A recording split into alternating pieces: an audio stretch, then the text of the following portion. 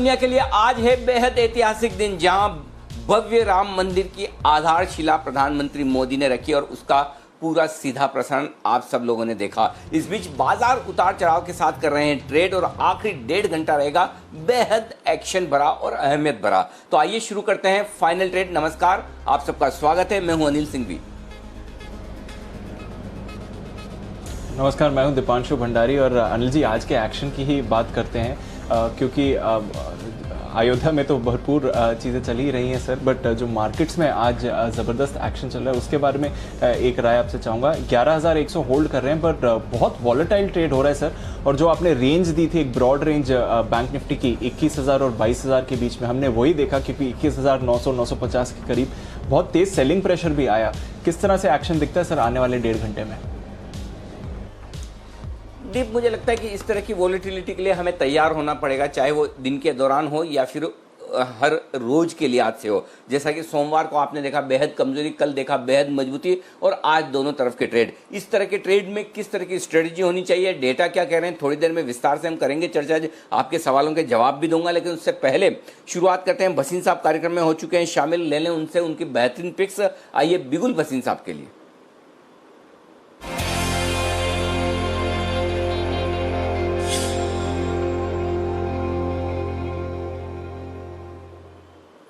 बताएं sir. Good afternoon, नमस्कार sir.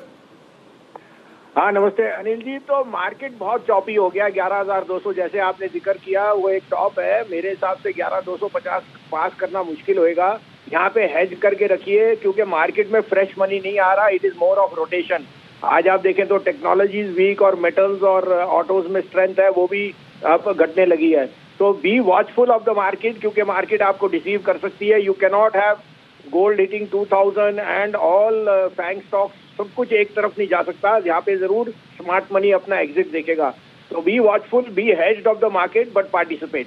तो आप कहें तो मैं दूं सर, सुबह की दोनों कॉल थी, फेडरल बैंक और ग्रासिम दोनों में हम बाय हैं। अभी भी कह रहे हैं आपको डिक्लाइन मिले तो लीजिए, these will be out performing stock.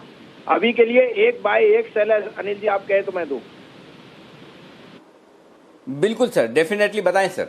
Sir तो बाय है। आज फाइनेंशियल में स्ट्रेंथ है और कल रेट कट आएगा। सबसे बड़ा बेनिफिशियरी उसमें आपके पावर लेंडर्स होंगे। पीएफसी 82.82 या लीजिए, 81.25 का स्टॉप लॉस, ₹1 का स्टॉप लॉस है 81.25 और इसमें 87.50 to 88 का टारगेट दिखता है। उसके सामने आज टेक्नोलॉजी में दूसरे दिन सेलिंग है और मुझे लगता है वो और घट सकती है। इन्फोसिस बेचिए 945 to 948, 964 का स्टॉप लॉस है, 915 का टारगेट। ओके तो एक खरीदारी एक बिकॉली की राय। पीएफसी जैसे शेयर में खरीदारी करनी है आपको 82 और 82.50 की रेंज में खरीद लीजिए। 81.50 का स्टॉप लॉस, 87.50, 87.5, 88 ये दो टारगेट के लिए। वहीं आपको बिकॉली करनी है इन्फोसिस में, और इन्फोसिस में अगर आप बिकॉली करते हैं तो 945, 948 की रेंज में, 945, 948 की रेंज में बेचिए। थोड़ा ऊपर आए तब 960 का स्टॉप लॉस आपको लगाना है और 950, 915 ये होगा आपका टारगेट जिसके लिए आपको करनी है बिकवाली इन्फोसिस में। तो एक बाय एक सेल, ये है भसीन साहब की राय। थोड़ी देर में 2:50 पर हम भसीन साहब से फिर करेंगे मुलाकात और उनसे लेंगे उनकी पसंद की BTST पिक्स। लेकिन उससे पहले आइए आगे बढ़ा दें, हम आपके लिए लिंक्स देख लेते हैं कि खबरों वाले शेयर कौन से हैं और साथ ही किस तरह की इवेंट्स हैं उन पर भी फोकस करते हैं। तब तक कुणाल जी, राकेश जी हमारे साथ हैं, वागले साहब हमारे साथ हैं और बाजार के उतार चढ़ाव में भी हम उनसे एक बार राय ले लेते हैं कि किस तरह का एक्शन बनता हुआ दिख रहा है इस वक्त।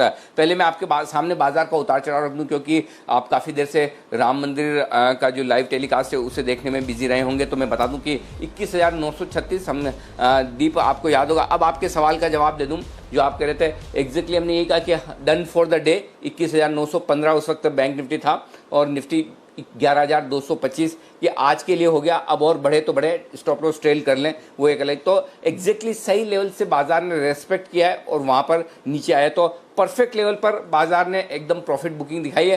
कारण पता नहीं, वॉलेटिलिटी रहेगी ये हमें पता है। सोमवार एक्सेस वॉलेटिलिटी मंदी की तरफ, मंगलवार एक्सेस वॉलेटिलिटी तेजी की तरफ, और आज इंट्राडे में। बस इसके लिए आपको मेंटली तैयार हो जाना है कि अब कुछ दिन आपको इसी तरह उतार चढ़ाव भरे रखने ही होंगे, इसमें कोई डाउट नहीं। और यही सत्य है, और ऐसे में आपको ज़्यादा ज़रूरी है कि अपनी पोजीशन को आप संभाल कर रखें, कम रखें, स्टॉप लॉसेस आपकी निगाह में होने चाहिए। और सबसे बड़ी बात यह है दीप इसमें कि ट्रेड आपको कॉन्ट्रा करना पड़ेगा। अगर कॉन्ट्रा ट्रेड नहीं लेंगे तो बड़ा मुश्किल हो जाएगा आपके लिए ट्रेड करके पैसा बनाना। तो ये है इस वक्त का दीप आपके सवाल का जवाब कि जी हाँ वॉलेटिलिटी बढ़ने वाली, इसका कोई इलाज नहीं जी दीप। लेकिन इससे पहले कि हम आगे बढ़ें एक बार वागले साहब हमारे साथ तैयार हो चुके हैं, और वागले साहब के लिए बिगुल वागले का वंडर।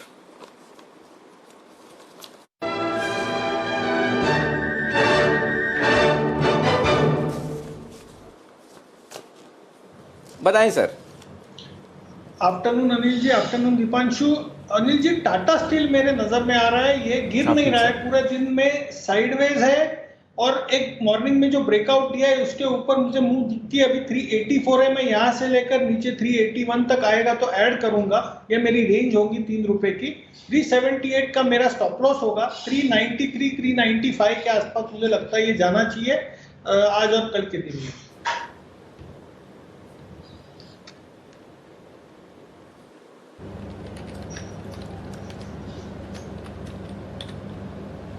ओके तो ये आपके लिए टाटा स्टील में खरीदारी करने की राय। 381 384 की रेंज में खरीदे। 378 का स्टॉप लॉस, 393 395 393 395 के टारगेट के लिए करनी है आपको खरीदारी। आइए वक्त है एक और चार्ट कॉर्नर का। कुणाल जी और राकेश जी भी तैयार हैं अपनी सेकंड इनिंग की शुरुआत करने के लिए आज के शो की, क्लोजिंग वाले शो के। और आपको इससे पहले कि आप वापस से मुझे याद दिलाएं, कुणाल जी जय श्री राम के साथ आइए आपका बिगुल कुणाल राकेश चार्ट कॉर्नर।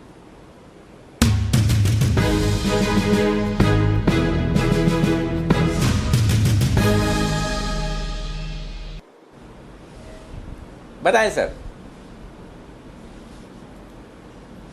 यानी जी 2 दिन पहले हमने एक स्टॉक दिया था टाटा मोटर्स, वो चला नहीं, स्टॉप लॉस भी ट्रिगर नहीं हुआ, बट अब चल रहा है, पहले टारगेट्स के पास है। बट अब टाटा मोटर एक काफी तेजी से दौड़ने को तैयार है, और जो टेक्निकल रुझान है टाटा मोटर का, नाम टाटा मोटर जरूर है पर बुलेट से तेज दौड़ेगा।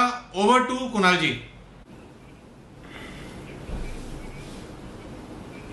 अरे जी देखिए, बहुत लंबे कंसोलिडेशन के बाद टाटा मोटर्स ने परसों एक ब्रेकआउट दिया था। मैंने और राकेश जी ने खरीदारी की राय दी। कल थोड़ी सुस्ती रही स्टॉक में, आज दोबारा तेजी बनते हुए दिख रही है। ऑटो काउंटर्स वैसे भी सबसे ज्यादा मजबूत चार्ट्स पर नजर आती है, तो इन स्तरों पर टाटा मोटर्स को बाय करके चलें। 115 रुपए 50 पैसे पर स्टॉप लॉस रख लें 115.5 पर। पहला टारगेट 122 रुपए का 122, दूसरा टारगेट 126 रुपए का, तो 126 के टारगेट के लिए टाटा मोटर्स में नई खरीदारी की राय है। बिल्कुल, टाटा मोटर्स शानदार उछाल आप देख रहे हैं, और पिछले कुछ मिनटों में ही तेजी बढ़कर आई है इस स्टॉक में, तो नजर रखते हैं वहां पर अनिल जी आपको बाजार की स्ट्रैटेजी के बारे में बता रहे थे और किस तरह से इस बाजार में ट्रेड करना चाहिए। एक बार देख लेते हैं कि आज सुबह आपको निफ्टी और बैंक निफ्टी पर क्या राय दी गई थी, और सारे के सारे टारगेट्स भी आज आते हुए दिखे आपको। सीधा 11,000 के स्टॉप लॉस से खरीदने की राय दी है। 11,150, 11,200, 11,225, 11,250 और 11,300, ये सारे लेवल्स हैं। 11,200 के दर्शन आज होने चाहिए। 21,000 का स्टॉप लॉस लगाइए, खरीदिए निफ्टी बैंक निफ्टी। 21,650, 800, 21,900 और 22,075, ये फाइनल टारगेट है। 11,200 पार आपके टारगेट आपकी स्क्रीन पर आते हुए। बैंक निफ्टी का आज का मेरे सारे टारगेट्स हासिल होते हुए दिखे हैं। अब 21,800 के बाद 21,850 और 21,900 ये टारगेट भी आ चुका है। तो डन फॉर द डे, मेरे तीनों टारगेट हासिल हो चुके हैं। अगर 22,075 तक बढ़ता है तो वहां पर प्रॉफिट बुक करिए।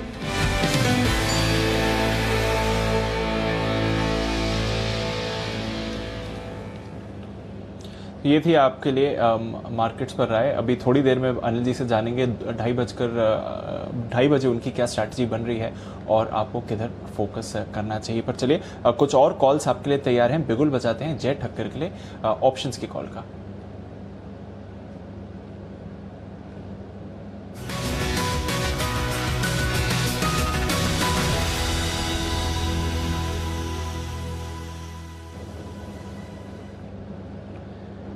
गुड आफ्टरनून जय, बताइए क्या स्ट्रैटेजी बन रही है इस समय? Good afternoon to you Deepanshu, good afternoon to you Anil ji. In fact मैं कहूँगा thank you very much to Rakesh ji and Kunal ji. Tata Motors का उन्होंने भी कॉल दिया था, फ्यूचर्स का, हमने भी ऑप्शंस का कॉल दिया था। इनफैक्ट बहुत ही बढ़िया चला है, 50% आप आज ऑप्शंस। तो मैं कहूँगा किसी भी मुनाफा वसूल ना हो 115 का कॉल ऑप्शन हमने जो दिया था, तो प्रॉफिट बुक कर सकते हैं। जिन्हें ट्रेल करना है वो स्टॉप लॉस ट्रेल कर सकते हैं। इनफैक्ट मैं कहूँगा दीपांशु के अडानी पोर्ट्स के 320 पर भी हमने कॉल ऑप्शन का रिकमेंडेशन दिया था, लगभग 2-3 दिन हो गए, बट फाइनली आज सारे टारगेट ही अचीव हो गए। और अब जो एक स्टॉक आज निकल कर आ रहा है ऑप्शन में, वो है जुबिलिएंट फूड। जुबिलिएंट फूड का 1900 का कॉल ऑप्शन लेकर चलना है, जो करीब आपको एक रेंज में मिलेगा 6150 से लेकर 63 की रेंज में। सो आई थिंक ये खरीद कर चलना, बिकॉज क्लियरली मैं देख रहा हूँ कि जुबिलिएंट फूड्स में आज बहुत ही एक बढ़िया ब्रेकआउट हमें आते हुए नजर आ रहा है। और मुझे ऐसा लग रहा है कि ये स्टॉक दीपांशु अब ये जा रहा है 1925 से लेकर 1950 तक के लेवल्स तक। तो अगर ये 1925 1950 तक के लेवल्स दिखाता है, तो ये जो ऑप्शन हमने रेकमेंड किया 6150 63 के बीच में, इसका स्टॉप लॉस आपको मेंटेन करना चाहिए नीचे में लगभग 47.5 का, 47.50 का। पहला जो इसका टारगेट बनेगा वो है 8750, सेकंड टारगेट बनेगा वो 99। 8750 और 99 ये दो टारगेट्स के लिए बाय करना है जुबिलिएंट फूड्स का 1900 का कॉल ऑप्शन, और यहाँ पे हमें स्टॉप लॉस लगाना है 47.50 का। ओके, तो जुबिलेंट फूड पर नज़र रखिए, 1900 के कॉल ऑप्शन पर खरीदारी करिए। आइए आपको बता देते हैं कौन से वो अहम इवेंट्स हैं जिन पर बाजार की नज़र है आने वाले कुछ दिनों में। मानसी हमारे साथ तैयार हैं। गुड आफ्टरनून मानसी, बताइए। Good afternoon Deepanshu. Canara bank, DLF, Apollo tyres पर नजर रखे। वायदा बाजार में इनके नंबर्स आने हैं। साथ ही जैसे जैसे रिजल्ट्स कई सारे आ रहे हैं, वैसे एजीएम्स का सिलसिला भी शुरू हो चुका है। Godrej properties, Asian paints, trends, Zensar technologies की एजीएम होने वाली है। कल निफ्टी, बैंक निफ्टी की वीकली एक्सपायरी तो होगी, इसके साथ आरबीआई की क्रेडिट पॉलिसी भी आएगी, और साथ ही ग्लोबल इकोनॉमिक इंडिकेटिव एक्शन भी है। बैंक ऑफ इंग्लैंड का ब्याज दरों पर फैसला आने वाला है। कैडिला हेल्थ केयर के लिए इंपॉर्टेंट इवेंट है कल। कोरोना वैक्सीन के क्लिनिकल ट्रायल का दूसरा चरण शुरू होने जा रहा है। क्लिनिकल ट्रायल के फेज 1 के तहत डोज का काम पूरा हो चुका है, और अब सेकेंड ट्रायल जो है वो कल शुरू होने जा रहा है। इसके अलावा नतीजे वायदा बाजार में HPCL, lupin, Torrent power, Adani enterprises, Vodafone idea के नंबर्स आते हुए दिखेंगे। और साथ ही शुक्रवार के दिन सिप्ला के नंबर्स निफ्टी स्पेस में MGL, Ramco cement, Concor, REC, Amara Raja batteries, Bata India, siemens के नंबर्स आएंगे। साथ ही सेबी चीफ का चुनाव इस दिन होने जा रहा है, और कैबिनेट सेक्रेटरी की पैनल आरबीआई के नए डेप्यूटी गवर्नर का भी चुनाव करेंगी। तो ये दो खबरें हैं जिन पर फोकस रहना चाहिए। इसके अलावा मोरेटोरियम केस पर सुनवाई होने जा रही है इस दिन। मोरेटोरियम के दौरान ब्याज माफी को लेकर सुप्रीम कोर्ट में फैसला आने की संभावना है। दरअसल 17 जून की सुनवाई में फैसला सुप्रीम कोर्ट ने नहीं सुनाया था, और बैंकों के मुताबिक ब्याज माफी से मुश्किलें बढ़ सकती हैं, और इसी के चलते ये सुनवाई होने जा रही है शुक्रवार के दिन। एफडीसी 7 अगस्त को नतीजों के साथ बायबैक पर बोर्ड बैठक होगी। साथ ही इन्फो एज 7 अगस्त को एक बोर्ड बैठक है, जिसमें क्यूआईपी के इश्यू प्राइस पर कंपनी सोच विचार करेगी। और अंत में एजीएम, एमएनएम, आईसीआईसीआई प्रूडेंशियल और टीवीएस इलेक्ट्रॉनिक्स, तीनों ही कंपनी की एजीएम्स होने वाली हैं। ओके, तो ये हैं वो इवेंट्स। आपको नजर रखनी है इन तमाम घटनाओं पर जिन पर आज आगे एक्शन दिखेगा। आइए, आशु मदान साहब भी कार्यक्रम में शामिल हो रहे हैं। उससे पहले जो अभी कुणाल जी, राकेश जी ने टाटा मोटर्स दिया 117 में, मुझे याद है टाटा मोटर्स 2 दिन पहले आपने पिक ऑफ द डे भी दिया था, उसके बाद फिर रिकमेंड किया, और थोड़ा सा नीचे आया मार्केट की वॉलेटिलिटी के साथ। हालांकि आपका स्टॉप लॉस ट्रिगर नहीं हुआ, लेकिन लोग परेशान हो जाते हैं। जय ने कॉल ऑप्शन दिया, विश्वेश ने कल आपको 113-14 में विश्वेश ने खरीदारी की राय दी 120-125 के टारगेट के लिए। प्रॉब्लम यही है कि थोड़ा सा बाजार ऊपर नीचे आता है, अगर नीचे आ जाए, जबकि इस केस में तो स्टॉप लॉस भी ट्रिगर नहीं हुआ, लेकिन उसके बावजूद सब अपने अपनी तरफ से जिस तरह से जो सवाल उठा सकते हैं उठाते हैं। लेकिन अब देखिए आप दिन के हाई पॉइंट पर थोड़ा पेशेंस चाहिए। मैं आपको कल भी सुबह यही कह रहा था, आज फिर से दोहराना चाहता हूं कि वो मार्केट चला गया जहां एक तरफा रिटर्न आपके बन जाते थे। अब आपको रिटर्न बनाने के लिए थोड़ी सी इंतज़ार करनी पड़ेगी। रिटर्न उतने ज़्यादा नहीं बनेंगे जितने पहले बन रहे थे, और हो सकता है आपके खरीदने के बाद आपको थोड़ा नीचे देखना पड़े। ये बाजार की हकीकत है, इसमें किसी एक्सपर्ट्स की कोई आप अगर उसमें एक्सपर्ट्स की गलती निकालेंगे तो कोई फ़ायदा नहीं है, क्योंकि नुकसान आपका होगा। तो थोड़ा सा सोचिए, बाजार के हिसाब से स्ट्रेटेजी बदलिए। बाजार अगर एक तरफा है तो आप आराम से कमाइए, कोई दिक्कत नहीं, बड़ा पैसा भी बनता है। लेकिन अब वो बड़ा पैसा बनकर वो कहते हैं ना कि मक्खन खाने का वक्त चला गया, अब आपको छाछ पीनी है। दोनों में फ़र्क समझिए, मक्खन निकल गया, छाछ है। अगर आपको लगता है कि नहीं छाछ मेरे लायक नहीं, तो फिर शांति से बैठिए, और अगर आप छाछ पीना जानते हैं तो बस उतना ध्यान से रखिए। तो थोड़ा सा अपनी स्ट्रेटेजी बदलने की ज़रूरत है। आइए, आशु मदान साहब हमारे साथ जुड़ चुके हैं कार्यक्रम में और बिगुल के साथ करते हैं उनका स्वागत। देना चाहते हैं वो एक स्ट्रेटेजी, स्विंग के सुल्तान आशु मदान।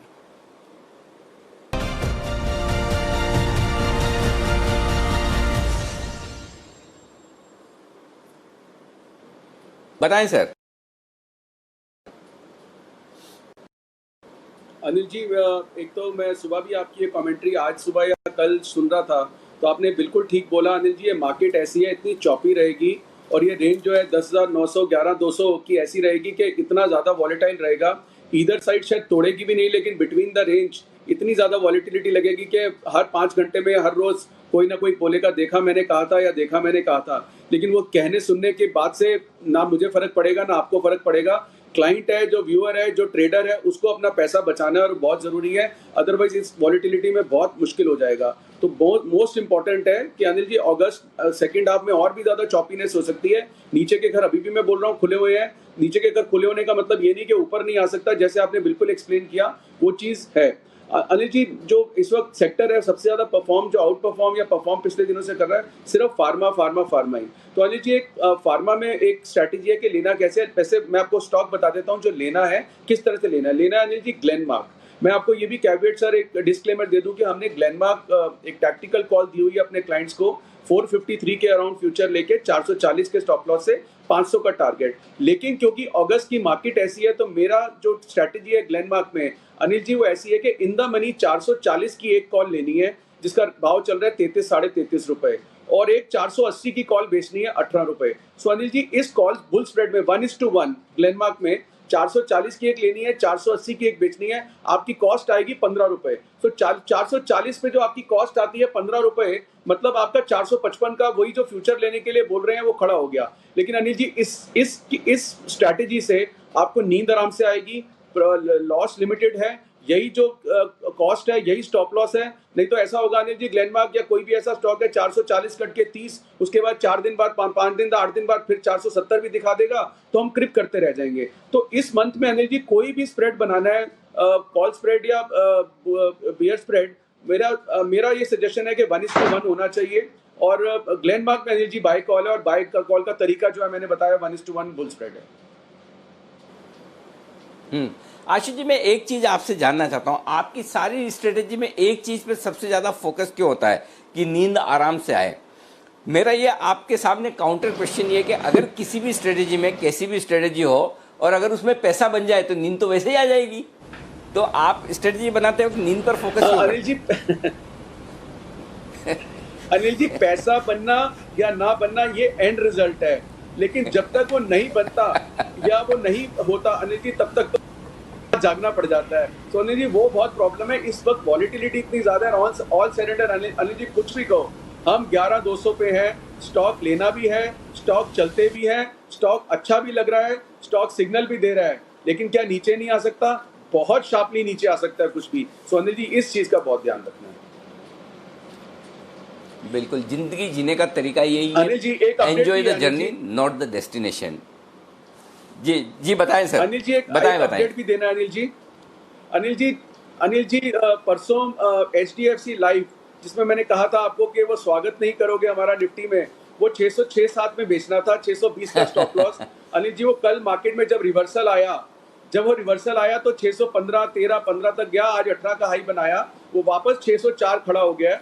तो अनिल जी ये बिल्कुल इंपॉर्टेंट होता है कि स्टॉप लॉसेस फॉलो करें। जैसे राकेश जी ने बड़ी इंपॉर्टेंट चीज बोली कि लोग जिटरी हो रहे थे, टाटा मोटर में स्टॉप लॉस भी नहीं हुआ, लेकिन उस दिन ने बड़ी इंपॉर्टेंट चीज बोली कि लोग जिटरी हो रहे थे, टाटा मोटर में स्टॉप लॉस भी नहीं हुआ, लेकिन उस दिन नहीं चला, वो 2 दिन बाद या आज चल गया। इसी तरह से अनिल जी वो HDFC लाइफ उस दिन नहीं घटा। मेरा कहने का मतलब अनिल जी, ये मार्केट ऐसी है कि आपको लॉन्ग शॉर्ट मिक्स जरूर रखना पड़ेगा, और जो लॉन्ग शॉर्ट में शॉर्ट वाले कैंडिडेट होते हैं वो तो अनिल जी मैं ढूंढ के बताता ही रहता हूँ। बिल्कुल, आपकी तरफ से तो कभी कहीं कोई कमी आई नहीं इस बात में, लेकिन अब तो देखिए बसीन साहब जो हमेशा बुलिश रहते थे वो भी अब शॉर्ट देना शुरू कर चुके हैं। लेकिन इस बीच आपके प्रिय कुणाल जी, राकेश जी कुछ विशेष टिप्पणी करना चाहते थे। बंसल जी बताइए। अनिल जी, मैं यही कहना चाह रहा हूँ कि आशु जी कह रहे हैं मुझे करनी है और आराम से सोने पे बहुत फोकस है। हाँ बंसल तो जी बोलिए। आशु जी का आराम से सोने पे बहुत फोकस है, आराम से सोने पे आशु जी का बहुत फोकस है, बट ये जब ऑन एयर आते हैं तो अनिल जी ना सिर्फ व्यूअर, काफी पैनलिस्ट की भी अनिल जी नींद उड़ जाती है, तो उनका भी थोड़ा ध्यान रखें ये। एक्चुअली वो आशु जी का हाल वैसा ही है, लव मी और hate me, you can't ignore me. जो आशु जी के डाई हार्ड फैंस हैं वो बड़े डाई हार्ड फैन हैं, जिनको मतलब देखिए, लेकिन एक चीज़ है, जो आशु जी को पसंद ना भी करें, लेकिन आशु जी जब तक टीवी पे चैनल कोई बदलेगा नहीं, कोई दूसरे काम में लगेगा नहीं, सुनेंगे पक्का। बाद में भले ही म्यूट करने के बाद जो मन में ऐसा म्यूट करके जो बोलना होगा बोल देंगे, वो अलग बात है, लेकिन सुनेंगे जरूर। जी कुणाल जी, आप कुछ कह रहे थे? अनिल जी देखिए, आशु जी का मेरे से बड़ा डाई हार्ड फैन तो कोई है नहीं, लेकिन अनिल जी देखिए, मैं आशु जी को बस ये बताना चाहता हूँ कि देखिए नींद जो है ना आशु जी, जब मुनाफा ज्यादा आ रहा हो तभी भी नहीं आती है। तो बहुत बार अनिल जी ऐसा हुआ है कि पोजीशन बहुत अच्छी है, सब कुछ अच्छा चल रहा है, पता है आपको कि कल बहुत ऊपर खुलेगा, और अगर उस एक्साइटमेंट में भी अनिल जी नींद गुम हो जाती है, तो चाहे पैसा आ रहा हो या जा रहा हो, नींद तो अनिल जी, नींद के साथ तो आपको बिल्कुल नींद की कुर्बानी तो देनी पड़ेगी शेयर बाजार में। पैसा कमाने के बाद भी अच्छी नींद कैसे आए, इसका इलाज बंसल जी के पास में है कुणाल जी, लेकिन वो आपके और मेरे काम आएगा नहीं, इसलिए उस इलाज का जिक्र किए बगैर हम चलते हैं दीप के पास। दीप 2:30 बज चुके हैं, आगे बढ़ाया जाए देश को, बिगुल बजाइए और बताइए 2:30 बजे की स्ट्रेटेजी का हालचाल। जी बिल्कुल अनिल जी, बिगुल बजाते हैं 2:30 बजे की स्ट्रैटेजी का।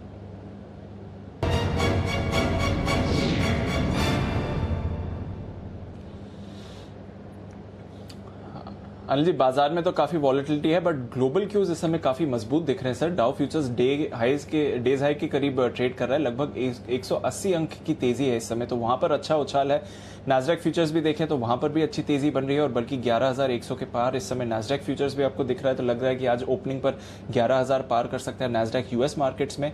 यूरोप के बाजारों की अच्छी शुरुआत हुई है, लगभग 1% की तेजी आप यूरोप के बाजार में इस समय देख रहे हैं, और एशिया भी आज ज्यादातर पॉजिटिव ही रहा। सिर्फ जापान में थोड़ी मुनाफा वसूली थी, क्योंकि कल 2.5% ऊपर जापान का बाजार था, बट एशिया भी काफी पॉजिटिव रहा है सर। तो काफी अच्छे ग्लोबल क्यूज आ रहे हैं, बट भारतीय बाजार इस समय थोड़े वॉलेटाइल है सर, बताइए क्या करना चाहिए? देखिए दीप, पहली चीज़ तो ये कि आज जो अचानक से कमज़ोरी आई, और मैं पता लगाने की कोशिश भी कर रहा था जब राम जन्मभूमि का बड़ा कार्यक्रम चल रहा था, और उस समय एकदम से बाजार गिरे, और मैंने मार्केट सोर्सेज से पता लगाने की कोशिश की, तो ये दबी जुबान में खबरें बाजार में ये चल रही थी कि कोई एक बड़ी कंपनी के प्रमोटर को लेकर कोई अफवाहें चल रही कि शायद उन्हें हॉस्पिटलाइज किया गया है, इस तरह की बातें। अब वो कितनी सही है कितनी गलत है किसी को कोई पता नहीं, इस बारे में कोई ऑफिशियल कंफर्मेशन और ऐसी कोई खबरें हैं नहीं, लेकिन उन खबरों की, उन आशंकाओं के डर पर बाजार नीचे आया। तो ऐसे में जिस चीज़ का पता नहीं उससे क्या डरना, पॉइंट नंबर 1। और ऐसे में बाजार को वोलेटाइल होना है तो कोई न कोई कारण ढूंढ लेगा, कहीं कारण नहीं होगा तो अपने आप अपने मन से बना लेगा, ये बाजार की फितरत है। तो कहीं कारण नहीं भी है और बाजार में अगर ऊपरी स्तरों से प्रॉफिट बुकिंग आनी है तो फिर उसके लिए आप र्यूमर ही ले लें। खबर आ जाए तो बहुत अच्छी बात है, खबर ना आए तो र्यूमर ही सही। तो मेरा ये समझना है कि आपको ट्रेड सिंपल तरीके से करना है, ट्रेडिंग रेंज के हायर एंड पर। मैं जानता हूँ दीप, 11,225 पर बेचना उस समय वो डिसीजन लेना आसान काम नहीं है, बिल्कुल भी नहीं है, क्योंकि उस वक्त इतनी मजबूती दिखती है, आपको ऐसा लगता है कि ये तो अभी 300 भी पार करेगा, 341 भी पार करेगा और नए हाई की तरफ बढ़ेगा। नेचुरली उस समय लगेगा, लेकिन वही चीज़ है, वो स्किल ट्रेडर्स का काम है कि आप कॉन्ट्रा ट्रेड कैसे ले पाते हैं, और वापस अब भी स्किल ट्रेडर्स का काम है कि आप नीचे में कैसे खरीद पाते हैं। कुछ भी नहीं बिगड़ा है और बदला है। 11,000 के ऊपर आप जब तक हैं आप अच्छे ही हैं, और 11,050, 11,100 अच्छा लेवल है जहां पर आप एंट्री कर सकते हैं दिन के दौरान 11 स्टॉप लॉस लगाकर। तो मेरा ये मानना है अभी भी खरीदें, थोड़ा नीचे मिले अब से 1 घंटे में आगे और तो और आपको एक्यूमुलेट करना चाहिए। 11,000 यहाँ से लेके 11,000 तक खरीदने की रेंज है, वापस 11,200, 11,225 की रेंज में आप प्रॉफिट बुकिंग कर सकते हैं, तब वहाँ पर रिव्यू करेंगे। ग्लोबल मार्केट्स आपको सपोर्ट दे रहे हैं, डेटा आपको सपोर्ट दे रहे हैं, खाली एक ही एडिशनल रिस्क कल के लिए बाजार की है, वो है कल की आरबीआई की पॉलिसी। और इस बार पॉलिसी को लेकर बातें साफ नहीं है कि पॉलिसी में क्या होगा, और साथ ही वन टाइम रिस्ट्रक्चरिंग या मोरेटोरियम पर अगर आरबीआई ने और कुछ कहा तो बाजार वॉलेटाइल हो सकते हैं। तो आप जो भी पोजीशन अभी बना रहे हैं वो ये सोच के बनाएं कि मुझे 11 बजे 11:30 बजे तक खत्म कर देनी है। 11:30 के बाद आपका क्रेडिट पॉलिसी का कवरेज शुरू होगा, आशु सर खुद होंगे, बग्गा साहब होंगे, वीके शर्मा साहब आपके सारे फेवरेट एक्सपर्ट्स होंगे ही, तो वो आपको एनालिसिस देंगे। लेकिन उससे पहले आपको पोजीशन, अब जो भी पोजीशन आप बनाएं अब से लेकर कल सुबह 11:30 बजे तक के लिए ही बनाना है, पहली बात। दूसरी बात ये कि डरना नहीं है और ओवर कॉन्फिडेंट भी नहीं होना है, दोनों चीजें। गिरे तो डरिए मत और बहुत बढ़ जाए तो ओवर कॉन्फिडेंट मत होइए। देखिए 22,000 के नजदीक से ही बैंक निफ्टी वापस नीचे निकल कर आया। 21,375, 21,500 बैंक निफ्टी पर खरीदारी की रेंज है, इस रेंज में खरीदिए। 11,000, 11,050 आता है तो निफ्टी में खरीदारी की रेंज है। 11,200, 11,250 निफ्टी पर प्रॉफिट बुकिंग रेंज है। 21,800 से 22,000 बैंक निफ्टी पर प्रॉफिट बुकिंग रेंज है। इस लिहाज से अब चूंकि हम रेंज के निचले स्तरों पर हैं तो यहां पर मौका मिलेगा, थोड़ा और नीचे आएगा तो खरीदारी करने की कोशिश करेंगे। इन लेवल पर शॉर्ट नहीं करना है, खरीदने का ध्यान रखना है, ये ध्यान रखिए। और अगर दिन के दौरान ही आपको अच्छा मुनाफा मिल जाए एग्जिट कर लीजिए। थैंक यू वेरी मच करके कि चलिए आपने आज पैसे बना दिए, रात भर रुकना न पड़ा। तो लेने का ध्यान रखिए, बाइंग रेंज में आ रहे हैं मार्केट नीचे की तरफ। जी दीप। बिल्कुल, तो बाइंग रेंज में आप फिर से मार्केट आ रहे हैं और आपको आज दोनों तरफ के ट्रेड्स बाजार में बताए गए हैं और दोनों तरफ के ट्रेड्स अगर आपने फॉलो करे हैं तो अच्छा मुनाफा भी आपका बना होगा। चलिए देख लेते हैं और कौन से स्टॉक्स में आपको एक्शन आते हुए दिख रहा है। टाइटन यहाँ पर फिर से फ्रेश खरीदारी के संकेत आए हैं और डेज हाई पर स्टॉक ट्रेड कर रहा है। 1100 के पार आपको आज टाइटन भी जाता हुआ दिखा है, तो यहाँ पर भी अच्छी तेजी बन रही है। जय, आपकी कोई राय? टाइटन 1100 के पार है इस समय, कोई ट्रेड करना चाहेंगे इस पर? दीप, मैं तो कहूँगा बहुत ही बढ़िया स्टॉक है। इनफैक्ट कुछ दिनों पहले हमने एक दफ़े इस पे कॉल ऑप्शन भी रेकमेंड किया था 1080 का, जिसमें मुनाफा हुआ ट्रेडर्स को, और उसके बाद भी कंसोलिडेट होने के बाद इस स्टॉक ने फिर से एक ब्रेकआउट दिया ऊपर की तरफ और continuously higher top higher bottom बनाते जा रहा है। मैं कहूँगा येस, टाइटन में एकदम शॉर्ट टर्म अगर हम सपोर्ट देखें दीप तो अभी है 1090 का, 1112 के आसपास ट्रेड कर रहा है। 1090 का स्टॉप लॉस रहेगा ट्रेडर्स के लिए। ऊपर में टारगेट इसके बन सकते हैं दीपांशु, मैं कहूँगा लगभग 1150, जो करीब करीब उसका एक बेरिश गैप है। जब ये स्टॉक में गिरावट आई थी तो गैप एरिया तक तो जा सकता है और गैप फिलिंग भी कर सकता है ऊपर की तरफ, जिसमें काफ़ी लार्ज कैप स्टॉक्स में हुआ है। तो गैप की रेंज है 1150 से 1170 दीपांशु, तो वो लेवल्स देखने मिल सकते हैं। 1090 एक अच्छा सपोर्ट है टाइटन में, तो ट्रेंड ओवरऑल बुलिश है। और दीपांशु एक मुझे ऑप्शंस कॉल भी देना है, तो अगर रोके तो मैं वो भी दे दूँ। बिल्कुल, तो बिगुल बजाते हैं जय के लिए एक ऑप्शंस कॉल का।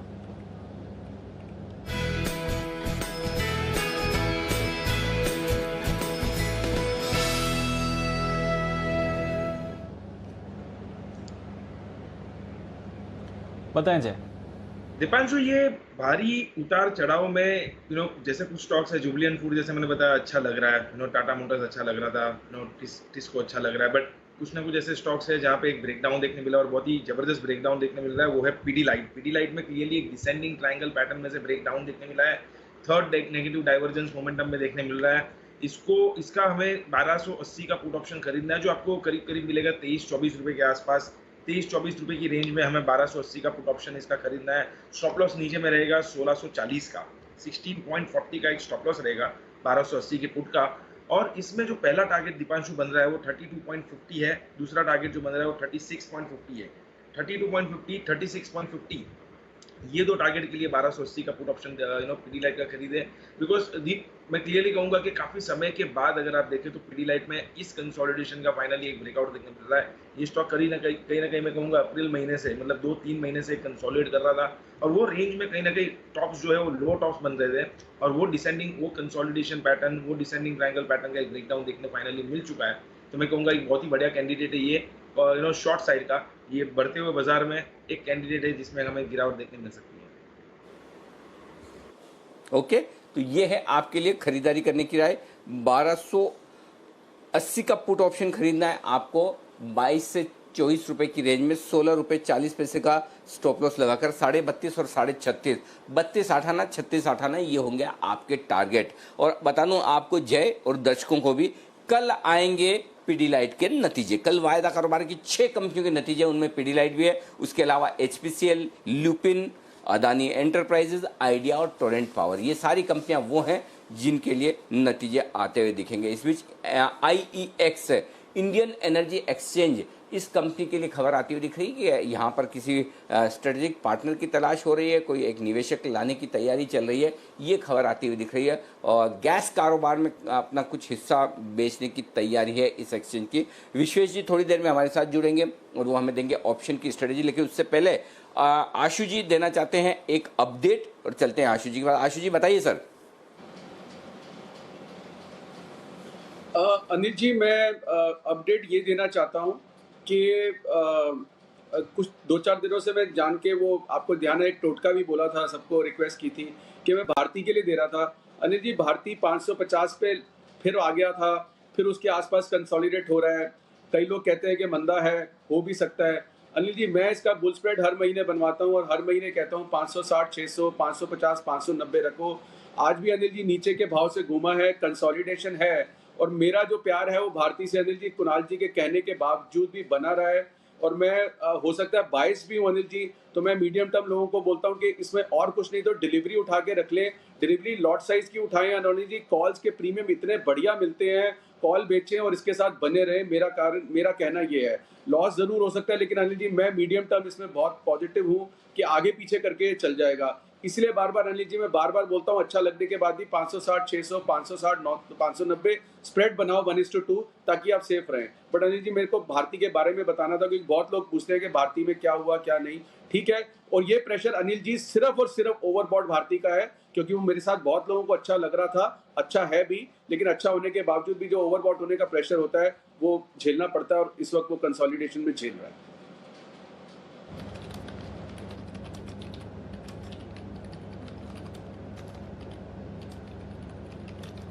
ओके, ये है भारती पर राय, और अमेजॉन के साथ इन्होंने करार भी किया है, तो वहाँ पर भी नज़र रखिए। थोड़ी देर पहले एक स्पाइक भी आया था स्टॉक में, फिलहाल अच्छी तेज़ी के साथ ट्रेड कर रहा है। किरण जी, आपसे भी एक सवाल लेना था सर। जिस तरह से आज बाजार में एक्शन है और भरपूर एक्शन मिल रहा है, दोनों तरफ के ट्रेड्स इस समय आते हुए दिख रहे हैं। बजाज ऑटो पर अब थोड़ी देर पहले खरीदारी आई है, तो ऑटोज में धीरे धीरे करके फिर से एक्शन बन रहा है और डेज लो से अच्छा रिवाइवल आया है। क्या अब ऑटोज में अगर तेजी रहती है तो बजाज ऑटो पर ट्रेड बन रहा है सर? दीप, बजाज ऑटो ठीक ठाक चार्ट पैटर्न है, अभी भी सपोर्ट के ऊपर है। 2910, 2920 बहुत अच्छा सपोर्ट है। उधर से वापस एक बार एक अच्छी बाउंस बैक देखने को मिल रही है। मेरा मानना है पर ऑटो स्टॉक्स में आइशर मोटर के ऊपर ध्यान देना चाहिए। आइशर मोटर में मुझे लगता है कि आपको ज्यादा अच्छा आरओआई देखने को मिलेगा। ये एक स्विंग टॉप था, उसको क्रॉस करते नजर आ रहा है। तो अगर रिलेटिव अगर बात करें तो मुझे लगता है कि आइशर मोटर 22,250 की ओर चलते नजर आ रहा है। तो पोजिशनली ये लॉन्ग पोजिशंस रखने चाहिए, और 21,300 का मेरा स्टॉप लॉस रहेगा जिन्होंने लॉन्ग पोजिशंस लेके रखे हैं और अभी लेंगे।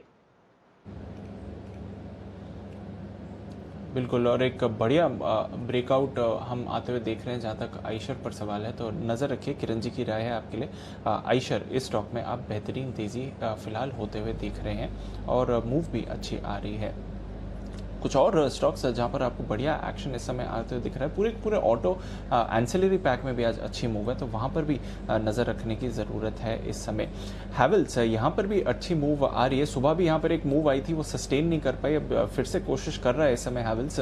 जय, कोई ट्रेड है हैवेल्स पर? 600 के ऊपर सस्टेन कर रहा है स्टॉक, पर उससे ऊपर गेंस नहीं आ पा रही है। ट्रेड बनता हुआ दिख रहा है?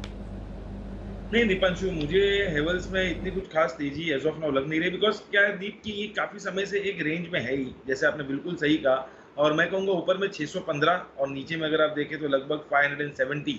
तो आप कह सकते हैं कि लगभग ये 45-50 पॉइंट्स के एक रेंज में रहा है, जो आप कह सकते हैं कि 8 से 10% के एक रेंज में कंसोलिडेट काफी टाइम से कर रहा है।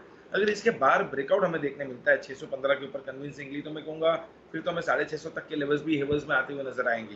तब तक मुझे ऐसा लग रहा है कि कंसोलिडेशन कंटिन्यू रह सकता है और एक ट्रेडर्स को फ्रस्ट्रेशन हो सकता है, तो अभी बाय ना करें। इनफैक्ट कोई हाई लेवल्स पर अटके हो कि नीचे किसी ने बाय किया तो ये प्रॉफिट बुक करने की सलाह रहेगी, बिकॉज 615 के करीब ही है जो उसका अपर एंड ऑफ द रेंज है।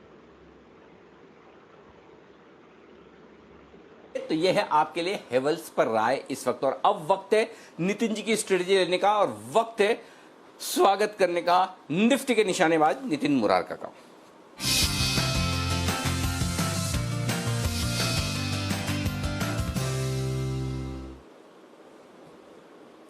स्वागत है नितिन जी आपका। कोई अपडेट देना चाहे तो वो, और उसके अलावा बताइए आज अब क्या स्ट्रेटेजी है आपकी? सुबह आपके ब्याह पे मैंने लोगों को प्रॉफिट बुक करने की राय ऑलरेडी दे दी थी, आपने जो स्प्रेड दिया था उसके दम पर। जी बताएं सर। अनिल जी, अभी मैं आज के लिए स्ट्रेटजी दे रहा हूँ, अभी के लिए जो 3.5 तक रखनी है, 3.20-25 तक हम 11,100 की पुट ऑप्शन लेंगे जो 52-53 रुपए में मिल रही है, और इसको आज ही स्क्वायर ऑफ करेंगे क्लोजिंग में।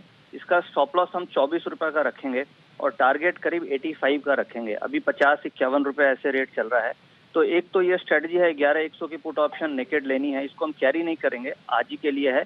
और अगर आप कैरी करने में इंटरेस्टेड हैं तो फिर इसको हम बियर पुट स्प्रेड भी आप कर सकते हैं, यानी 11,100 की पुट ऑप्शन लेंगे और 11,000 की पुट ऑप्शन बेच देंगे। इसमें करीब 32-33 रुपए की कॉस्टिंग आपकी कुल मिला के लगेगी और इसका 50% का स्टॉप लॉस रख लेंगे, यानी 30 रुपए में आप स्प्रेड बना रहे हैं तो 15 रुपए का स्टॉप लॉस होगा और 30 रुपए में जो स्प्रेड बना रहे हैं उसका 60 रुपए का टारगेट होगा।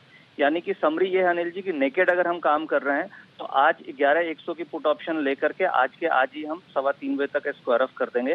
और अगर हम कैरी करने में इंटरेस्टेड हैं तो 11,100 की पुट ऑप्शन लेकर के 11,000 की पुट बेचेंगे और beer put spread carry forward करेंगे।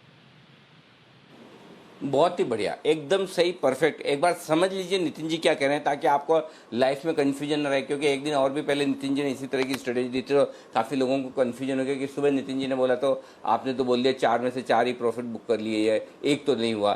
पहली चीज़ तो है कि ये है ना, मीन में बिल्कुल गलतियाँ निकालना थोड़ा सा कम कर दें। 4 अभी तक मेरे ख्याल से 5 स्ट्रेटेजी दी है नितिन जी, 5 दिए 4 दिए, कितनी दिए अभी तक? 5 दिए ना, एक दिन वाली मिला 5 दिए अनिल जी, जिसमें से एक में 5 लॉस लगा है। हाँ, 4 तो एकदम टारगेट पे पहुंची और एक में स्टॉप लॉस ट्रिगर हुआ शायद, राइट? एक में हुआ जी अनिल जी। हाँ, तो इससे बढ़िया स्ट्राइक रेशियो उम्मीद मत करें, ये बहुत ही बढ़िया स्ट्राइक रेशियो है। ये भी अपने आप में काफ़ी अच्छा कहा जा सकता है। ओके, अब आपको क्या करना है? अगर आप आज के लिए ट्रेड करें तो सिंपल 11,100 का ये पुट ऑप्शन ले लीजिए। ये मिल रहा है आपको 52-53 रुपये में, 24 रुपये का स्टॉप लॉस लगाइए, 80 रुपये का टारगेट, सिंपल है। 84 रुपये का टारगेट, 80-84 रुपये की रेंज में आप प्रॉफिट बुक करिए। और दूसरा, अगर आपको कल तक के लिए रखना है तो फिर आप इसको हेज करो, 11,000 का एक पुट और हम बेच दो जो 32 रुपये में बिक रहा है, ताकि आपकी कॉस्ट हो जाए कम।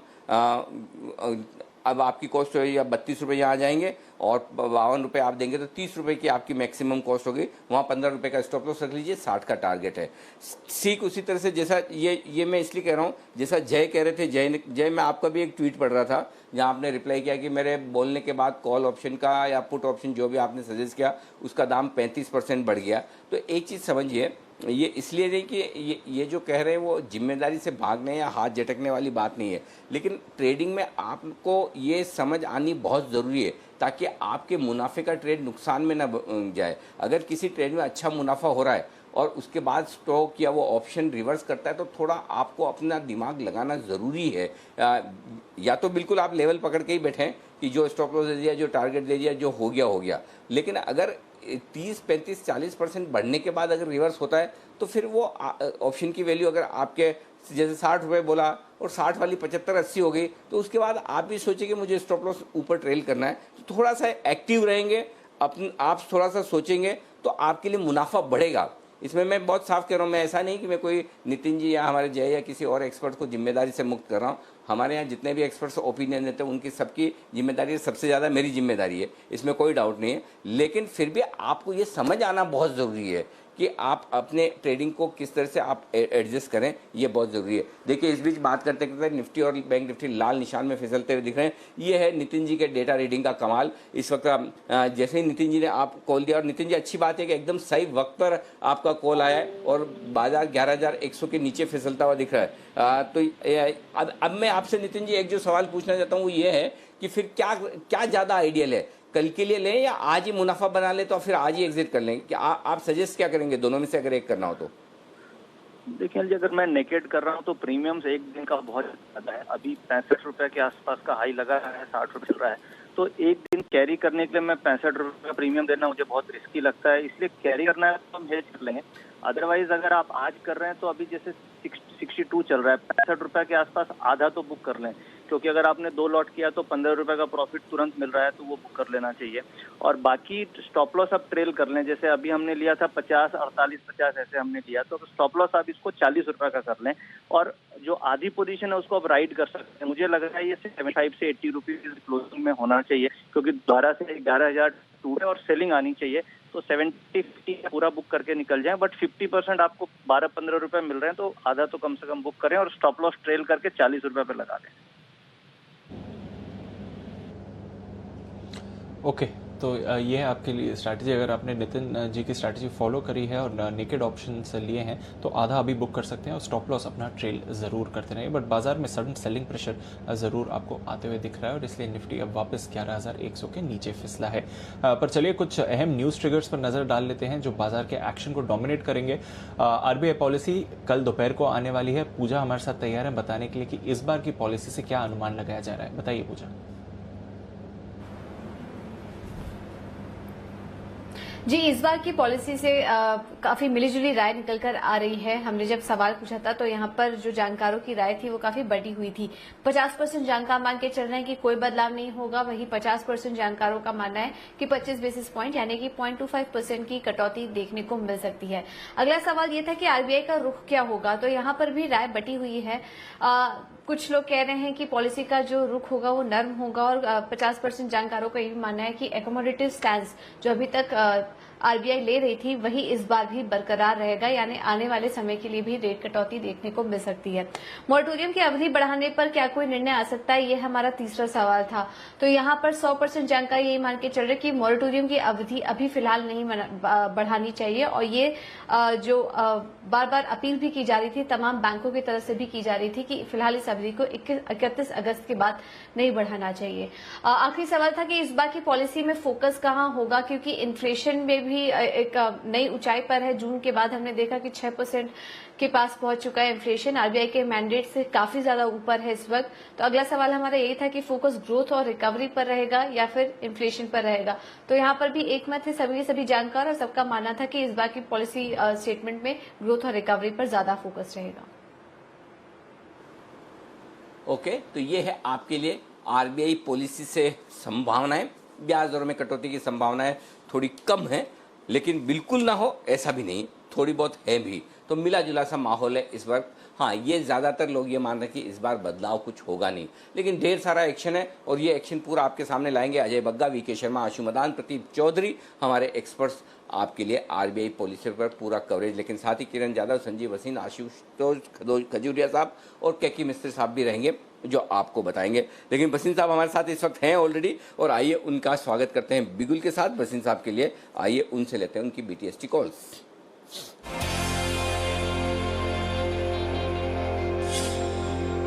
स्वागत है सर आपका। स्वागत है बसीन साहब आपका। बताएं सर, बीटीएसटी के तौर पर क्या करना चाहेंगे? तो अनिल जी, मैं थोड़ा हेज करके चलूंगा। एक ही कॉल है और वो भी सेल कॉल है। आज इंश्योरेंस वीक है और मुझे लगता है इंश्योरेंस में और वीकनेस आ सकती है। 870 to 72 में एसबीआई लाइफ बेचिए। 886 का स्टॉप लॉस, 845 to 850 का टारगेट। ओके, तो ये है आपके लिए बिकवाली की राय। एसबीआई लाइफ में बिकवाली करनी है 870 872 की रेंज में।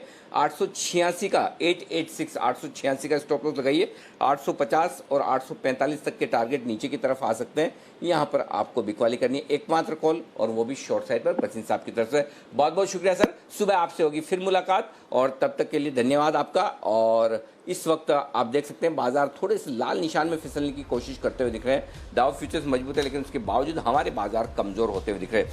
थोड़ी देर में हमारे साथ जुड़ेंगे विश्वेश चौहान भी और वो आपको देंगे एक्सपायरी का ऑप्शन।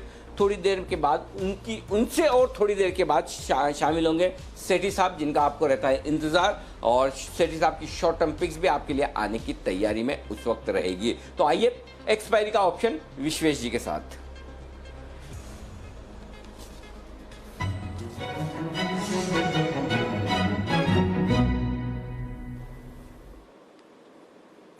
स्वागत है विश्वेश जी आपका। वैसे मैं ये जानना चाहता हूँ कि आप क्या मानेंगे, आपके लिए दिन कल का अच्छा था या आज का? कल का इसलिए मैं बोल रहा हूँ कि कल के जो आपने कॉल्स दिए थे वो काफ़ी कमाल करते दिखे और आज का दिन में अच्छा इसलिए पूछ रहा हूँ कि जो जो कॉल्स आपने कल दिए थे उन्होंने कमाल आज किया है, तो आप क्या मानेंगे, दिल कल का अच्छा था या आज का? मेरे हिसाब से सर दिन तो अच्छा ही रहता है, मार्केट ऊपर नीचे होता रहता है, तो मैं तो कहूँगा आज का दिन भी अच्छा था। मॉर्निंग में हमने प्रॉफिट बुक कर लिया था 11,200 के आसपास, और अभी भी आज देखिए टाटा मोटर, अदानी हमने जो 2 ट्रेड दिए थे वो भी चल रहे हैं, टाइटन चल रहा है। मुझे लग रहा है कि मार्केट ऊपर से नीचे आया है अनिल जी। और कुछ डेटा पॉइंट शेयर करूंगा आपके साथ। देखिए आज के दिन में जो सबसे इंटरेस्टिंग चीज थी कि मॉर्निंग में जब हम 11,200 के ऊपर गए थे, ओवरऑल 45 लाख शेयर ऐड हुए थे 11,000 और 11,100 और 11,200 के पुट में। अब हुआ यह है कि ऑल ऑफ अ सडन 11:30 बजे के बाद 30 मिनट्स में हमने 140 पॉइंट करेक्ट किए। अब ये जो सेलिंग थी ये some sort of pre event hedge selling थी, मैं ऐसा मानूंगा, क्योंकि यूएस ऊपर है, ना कोई न्यूज है, और उसके बाद में हमने कुछ नहीं किया। तो मुझे ऐसा लग रहा है कल आरबीआई पॉलिसी है और मुझे लग रहा है बहुत वॉलेटाइल रहेगा, क्योंकि समवेयर मार्केट एक्सपेक्ट कर रहा है कुछ पैकेज या कुछ अनाउंसमेंट, और मुझे ऐसा लग रहा है कि वही एक बड़ा ट्रिगर हो सकता है मार्केट को ऊपर ले जाने के लिए। लेकिन क्योंकि डेटा जिस हिसाब से ऊपर से नीचे आया है तो डेफिनेटली थोड़ी सी नेगेटिव पोजीशन बनी है कॉल साइड में वगैरह में। और अब अगर आप पुट कॉल देखेंगे तो 20 बेसिस पॉइंट से नीचे आ गया, 1.22 के आसपास चल रहा है। ओवरऑल 27 लाख शेयर कॉल में ऐड हुए हैं, लेकिन 27 लाख पुट में ऐड हुए हैं, लेकिन कॉल में सर 1 करोड़ शेयर ऐड हो गए आज के दिन में। तो मुझे ऐसा लग रहा है कि ओवरऑल कॉल राइटर्स का पड़ला भारी है, तो यहाँ पे ट्रेड थोड़ा सा मुश्किल बन रहा है। तो स्प्रेड के जरिए ट्रेड करेंगे, अगर आप अलाउ करें तो मैं सर स्प्रेड शेयर करना चाहूंगा। बिल्कुल बिल्कुल सर, बताएं क्या करना चाहिए? देखिए कल एक्सपायरी है और कल 0-0 वाला गेम रहने वाला है। और देखिए मैंने ऑलरेडी एक स्प्रेड शेयर किया था कल 21,500 22,000 का, तो आज 22,000 हम छू के आ गए, तो उस ट्रेड में पैसा बन रहा है। अब मुझे ऐसा लग रहा है कि कल के दिन में वेरी लाइकली चांसेस की वापस 22,500 की और 22,500 में बोल रहा हूँ, समझिए, क्योंकि कहीं ना कहीं मार्केट कुछ एक्सपेक्ट कर रहा है। तो हम बैट लेना चाहते हैं लेकिन रिस्क लिमिटेड रखेंगे, तो क्या करेंगे हम 21,500 का कॉल जो चल रहा है 200 रुपए के आसपास, वो खरीदिए, ठीक है। 21,500 का आपको कॉल खरीदना है, जो चल रहा है 200 रुपए के आसपास, इसको खरीदना है आपको बैंक निफ्टी में। उसके सामने अनिल जी इसको हेज करने के लिए आप 22,000 का जो कॉल चल रहा है वो चल रहा है 44 रुपीज के आसपास। तो अगर आप इसको बेच देंगे, जो आपका नेट स्प्रेड है 1:1 वाला, वो बन जाएगा 160 रुपए के आसपास, तो 160 रुपीज का डेबिट आएगा। लेकिन इसके अगेंस्ट में 160 रुपीज जो आपका डेबिट आ रहा है, आप उसको हेज मंथली एक्सपायरी से करिए। मंथली एक्सपायरी का 22,500 का कॉल चल रहा है अनिल जी 355 रुपए, इसको एक सेल कर दीजिए। तो एक कॉल वीकली में आपको क्या करना है, 1:1 कॉल स्प्रेड बनाना है और मंथली का एक कॉल सेल कर देना है। होगा ये कि अगर कल नीचे जाएगा मार्केट तो वो जो कॉल स्प्रेड का नुकसान है वो मंथली कॉल आपका जो है वो कंपनसेट कर देगा, और ऊपर जाएगा क्योंकि कल एक्सपायरी है तो वो जो स्प्रेड है उस स्प्रेड में आपको पैसा बन जाएगा, और मंथली 22,500 मेरे हिसाब से काफी दूर है। तो नेट आईवी नीचे आने की वजह से, क्योंकि इवेंट के बाद और मंथली ऑप्शन की आईवी रिलेटिवली ज्यादा होती है, बिका ज्यादा होता है, तो इस ऑप्शन का भाव उतना नहीं बढ़ेगा जितना वीकली ऑप्शन का भाव बढ़ेगा। तो वीकली में 1:1 स्प्रेड करके उसको हेज मंथली कॉल के साथ करना है। थोड़ी सी कॉम्प्लिकेटेड स्ट्रेटेजी है, लेकिन मुझे लगता है ये स्ट्रेटेजी में नुकसान होने के चांसेस काफी कम है। ओके, तो पहली चीज तो ये कि एक कॉल ऑप्शन खरीदना है 21,500 का कल वाला 200 रुपए में, उसके सामने 22,000 का एक कॉल ऑप्शन बेच देना है कल वाला 44 रुपए में, नेट आपके नहीं 40 रुपए में, तो नेट एक तरह से आपके 160 रुपए लग गए। अब उसके सामने मंथली वाला एक कॉल ऑप्शन बेचिए 22,500 का, वहां से आएंगे 355 रुपए, तो ब्रॉडली आपके 200 रुपए की क्रेडिट आ गई, राइट? बिल्कुल बिल्कुल सर, बराबर है ना भाई साहब? अब विश्वेश जी, मुझसे आप जब 2 कॉल बिकवा रहे हो उसमें मुझे डर लगता है। डर मेरा ये कि एक कॉल एक्स्ट्रा बेचने में रिस्क हो जाती है अनलिमिटेड। तो आप मुझे ये बताइए कि किस लेवल के ऊपर बैंक निफ्टी निकलेगा तो मेरी रिस्क अनलिमिटेड है, किस लेवल तक मैं सेफ हूं, बस उतना बता दीजिए, बाकी स्ट्रेटजी परफेक्ट एकदम। देखिए इसका जो लॉजिक है ये नॉर्मल लोगों को समझ आया, मैं एक्सपेक्ट नहीं कर रहा हूँ, लेकिन मैं लॉजिक ये समझाता हूँ।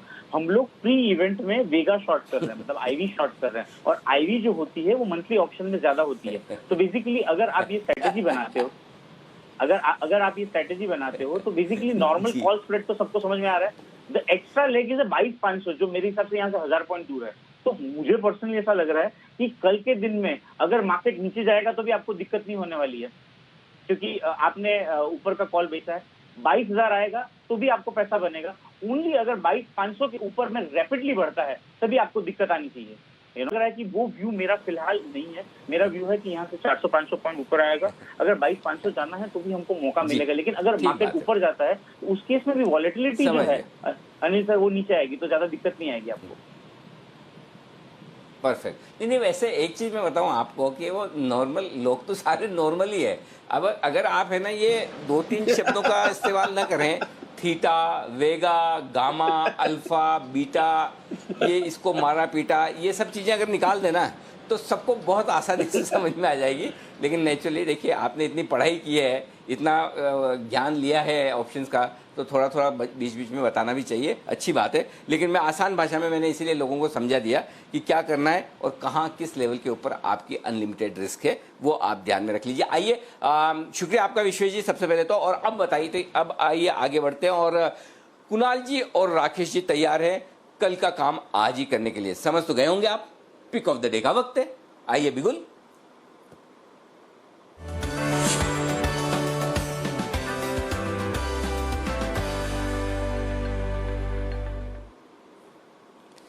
बताएं सर। देखिए अनिल जी, पहले तो इस स्टॉक को मिस नहीं करना है। स्टॉक का नाम है अदानी पोर्ट। बेहतरीन टेक्निकल रुझान है। 3 जुलाई को स्टॉक में एक बड़ी व्हाइट कैंडल बनी थी और कोई पॉजिटिव न्यूज आई थी। वहां से बिन मौसम के स्टॉक में करेक्शन शुरू हुई और एक अच्छी खासी करेक्शन, इसमें जो करेक्शन आई 360 के लेवल से, 360 के स्तरों से करेक्शन आई 305, 307 तक की।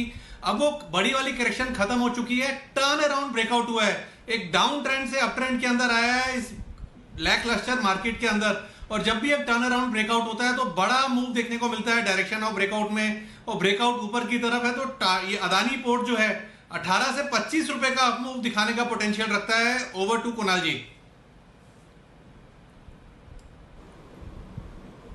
कुणाल जी ओवर नहीं कर रहे हैं, वो अंडर ओवर हैं। आप एक काम करिए, आप ये ओवर पूरा करिए उनका, क्योंकि वो अभी नेट उनका डाउन है। तो Rakesh ji please do the honours. बिल्कुल अनिल जी, अदानी पोर्ट्स पे खरीदारी की राय है और यहाँ पर जो स्टॉप लॉस लगाना है 323 रुपए, 323 का स्टॉप लॉस लगाना है। 323 का स्टॉप लॉस है। पहला टारगेट 340 का है, दूसरा टारगेट 345 का है और अदानी पोर्ट को मिस नहीं करना है। ओके, अदानी पोर्ट ये है आपके लिए 323 का स्टॉप लॉस, 340, 345 के टारगेट के लिए। अगला बिगुल है वागले का वंडर का, और उसके बाद है श्रीकांत चौहान तैयार है अपना छोटा ऑप्शन बड़ी कमाई के साथ। और इसी पाइपलाइन में आगे सेठी साहब भी आपके लिए शॉर्ट टर्म पिक। आइए बिगुल वागले का वंडर।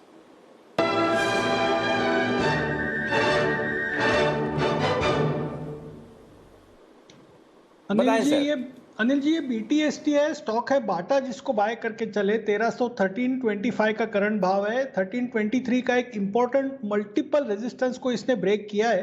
ये लेके चले, मुझे लगता है 10 रुपए का स्टॉप लॉस होगा 1315 का, और मुझे लगता है 25 रुपए मिलना चाहिए, और पहले 1 घंटे में क्रेडिट पॉलिसी के पहले इसमें से निकल जाए जो भी भाव है। तो पहले क्यों निकलना वागले साहब? इसका कोई पॉलिसी से लेना देना नहीं है बाटा का। बाटा के लिए कोई पॉलिसी नहीं आएगी कल। पॉलिसी का कोई लेना देना नहीं है, लेकिन मार्केट का तो लेना देना है। तो मेरे हिसाब से जो चार्ट कह रहे ब्रेकआउट होना चाहिए, तो ब्रेकआउट पे इनकैश करे, आपको 10 रुपए मिलेगा, 15 मिलेगा या 20 मिलेगा, शायद 25 भी मिल सकता है। बिल्कुल, जो मिले लेकर निकल जाए ना, तो ऐसा ना हो कि पॉलिसी के बाद कहीं बाटा खरीदने पर चाटा लगे तो आप तेजी करके निकल जाए 1350 के टारगेट पे, या जो कुछ भी हो पॉलिसी के पहले 11:30 बजे स्वाहा ये कर दे, ये आपके लिए रहेगा ठीक। सेठी साहब जुड़ रहे हैं, उससे पहले छोटा ऑप्शन बड़ी कमाई, श्रीकांत जी हैं फोन लाइन पर हमारे साथ।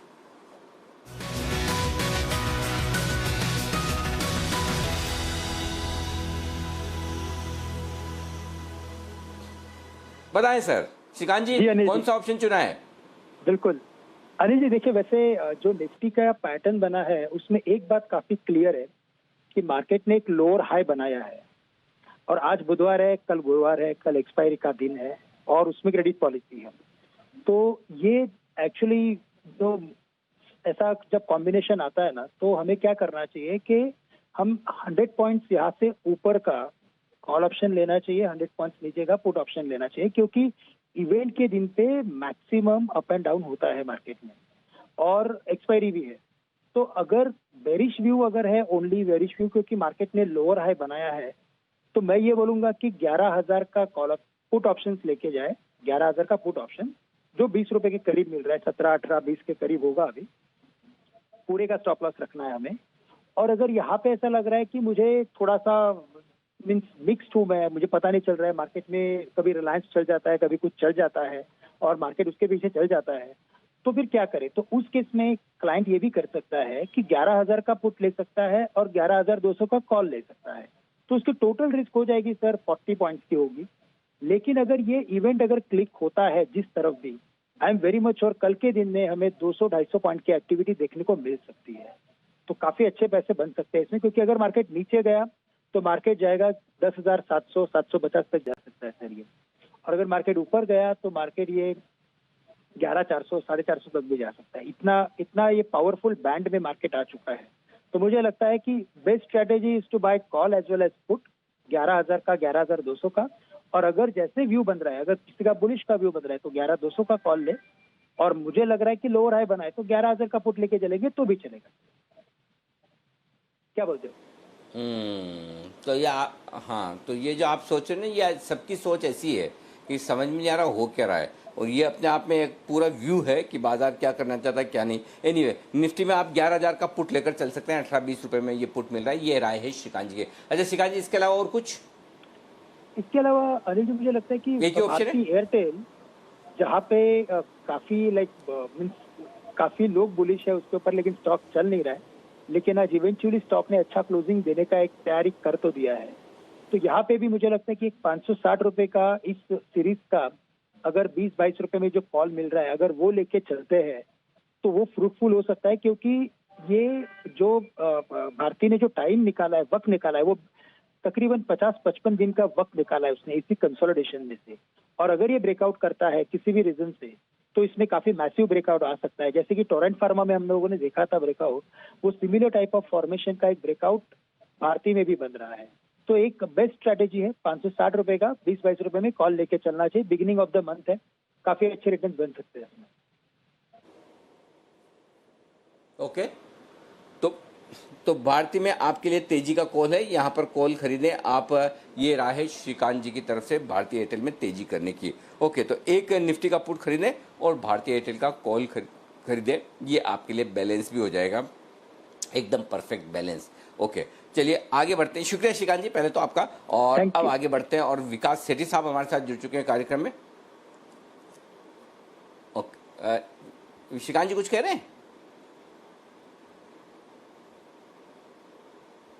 ओके, मुझे लगा शायद श्रीकांत जी कुछ कहना चाहते हैं। आइए सेठी साहब का करते हैं स्वागत, सदाबहार सेठी की शॉर्ट टर्म पिक्स।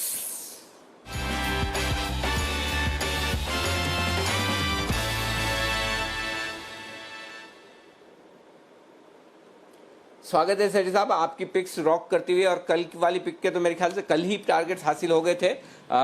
एक बार अपडेट भी दे दें और उसके बाद बताएं आज कौन सा शेयर चुना है आपने। बिल्कुल, गुड आफ्टरनून अनिल जी। कल मैंने जो शॉर्ट टर्म पिक दी थी वो थी एक मेटल स्पेस की कंपनी मैथन एलॉयज, जो 460 के लेवल पर रिकमेंड करा था। 500 के टारगेट दिए थे जो कल by close of the day हो गए थे, और अभी भी स्टॉक 482-83 के लेवल्स पे ट्रेड करता है। तो जहाँ तक आज के पिक का सवाल है, आज एक बहुत ही शानदार एक ऑटो कंपोनेंट और ऑटो ओईएम कंपनी मैं रिकमेंड करने जा रहा हूँ। कंपनी का नाम है जेबीएम ऑटो, करंट भाव है 224 का। ये कंपनी एक लीडिंग ऑटो कंपोनेंट कंपनी है जो कि कई ऑटो ओईएम्स को कंपोनेंट सप्लाई करती है। इसके अलावा इनका एक पोलैंड की कंपनी है सोलरिस नाम की, जो इलेक्ट्रिक व्हीकल स्पेस की एक यूरोप की बहुत ही दिग्गज कंपनी है, उसके साथ टाई अप है, जिसके साथ ये इलेक्ट्रिक बसेस बनाते हैं। कंपनी को रेगुलर इंटरवल पे जितने भी स्टेट गवर्नमेंट हैं उनसे ऑर्डर्स मिलते हैं, दिल्ली ट्रांसपोर्ट डिपार्टमेंट, फिर नवी मुंबई म्युनिसिपल कॉर्पोरेशन, फिर ये जो एयरलाइन कंपनीज है इनसे भी बसेस के ऑर्डर मिलते हैं। बहुत ही शानदार प्रोस्पेक्ट्स है, फंडामेंटल्स रॉक सॉलिड, एक strong balance sheet, low debt equity ratio, high return ratios है, आरओई अराउंड 19%, वैल्यूएशंस भी शानदार है।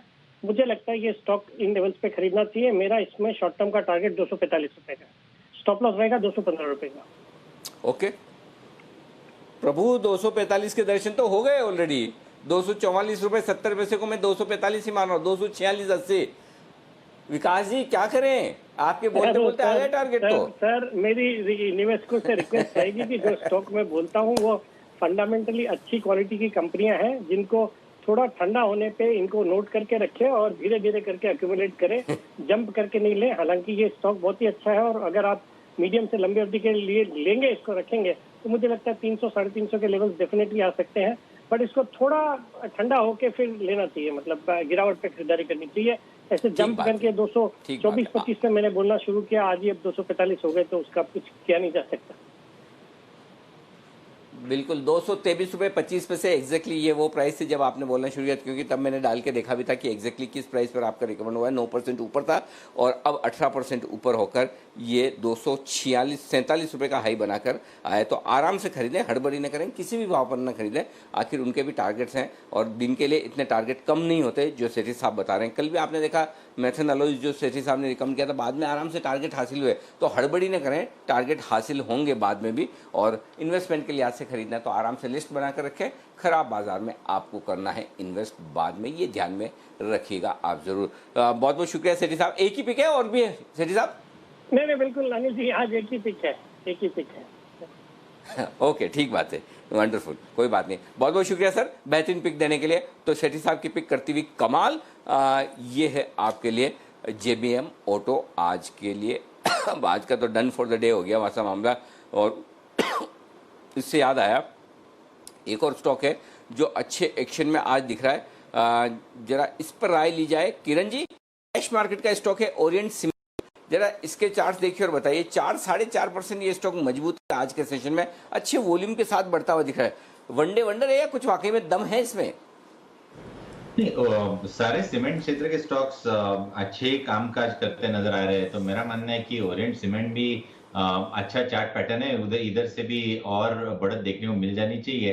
जो पैटर्न है मेरा मानना है कि काफी स्ट्रांग देखने को मिल रहा है, बहुत अच्छा कंसोलिडेशन और थोड़ा सा फॉलिंग चैनल में ट्रेड कर रहा है। मेरा मानना है कि अभी के लिए मेरा 65 का मेरा स्टॉप लॉस रहेगा और टारगेट्स के लिए पहला जो रेजिस्टेंस है 75 का वो टेस्ट करेगा, और ये टेस्ट करने के बाद अगर इसके ऊपर निकलता है तो 85 के टारगेट्स भी देखने को मिल सकते हैं। तो आपको मीडियम टर्म आउटलुक से ये स्टॉक में लॉन्ग पोजीशंस रखनी चाहिए। ओके, ये है आपके लिए ओरिएंट सीमेंट पर रहा है। एक बार मैक्स फाइनेंशियल के चार्ट्स को भी पुल अप करते हैं। एक बड़ी ब्लॉक डील होती हुई देखी है हमने इस स्टॉक में भी थोड़ी देर पहले। 60 लाख शेयर्स की ब्लॉक डील हुई है जहां तक मैक्स फाइनेंशियल का सवाल है, और इसलिए आप स्टॉक पर भी इस समय एक्शन होते हुए देख रहे हैं इस समय। तो एक बड़ी ब्लॉक डील थोड़ी देर पहले हुई है मैक्स फाइनेंशियल सर्विसेज में, और इसलिए आप देख रहे हैं कि स्टॉक पर भी रिएक्शन आते हुए दिख रहा है। जय, एक quick chart check Max Financial पर 550 के लेवल्स पर कोई राय? मैं दीप अगर इसके चार्ट देखूं तो मुझे एक चीज समझ में आ रहा है कि क्लियरली एक बाउंस बैक हमें ये स्टॉक में देखने मिल रहा है। प्रीवियसली इसका जो एक सपोर्ट था करीब 530 के आसपास था, वहीं से एक रिवर्सल देखने मिल रहा है। तो जब तक 530 के लेवल होल्ड कर रहा है ये स्टॉक में हमें लगभग 570-75 तक के लेवल्स ऑन दी अपसाइड देखने मिल सकते हैं। ओके, 570-575 के लेवल्स यहाँ पर आपको आते हुए दिख सकते हैं। डेज हाई पर के करीब ट्रेड कर रहा है स्टॉक इस समय बड़ी ब्लॉक डील के बाद। पर चलिए कुछ और स्टॉक्स पर फोकस डाल देते हैं जहाँ के नतीजों का इंतजार है इस समय। अपोलो टायर्स, इसके नतीजे आने वाले हैं, जल्दी से कुशल से जान लेते हैं किस तरह का अनुमान लगाया जा रहा है। बताइए कुशल। बिल्कुल दीपांशु, तो देखिए नंबर्स जो है वो वीकर साइड पर ही रहने का अनुमान है। हालांकि कल के सत्र में हमें तेजी बनती हुई नजर आई थी, और यहाँ पर अगर आप देखें तो इनका जो मुनाफा था पिछले साल 142 करोड़ का, वो अब घाटे में तब्दील हो सकता है और 250 करोड़ का घाटा कंपनी पोस्ट कर सकती है। और इसका जो इम्पैक्ट है ये इसलिए है क्योंकि इनकी ओवरऑल आय जो एशिया और यूरोप से आती है वहाँ पर कारोबार जो है काफ़ी कम हो गया था कोविड की वजह से, और इसीलिए जो रेवेन्यू है इनका वो करीब 55% गिरकर 1966 करोड़ आता हुआ नजर आ सकता है। और यही कारण है, अगर आप देखें तो नेगेटिव ऑपरेटिंग लेवरेज की वजह से इनकी जो मार्जिन्स है वो पिछले साल जो 11% थी वो अब घटकर 3% रह सकती है। अब आगे के लिए जो डिमांड आउटलुक है और जो प्रोडक्शन जिस लेवल पे हो रही है, क्या कैपेसिटी यूटिलाइजेशन है, इस पर मैनेजमेंट की कमेंट्री बेहद अहम रहेगी, दोनों भारत में और साथ ही यूरोप में जो इनके प्लांट्स हैं।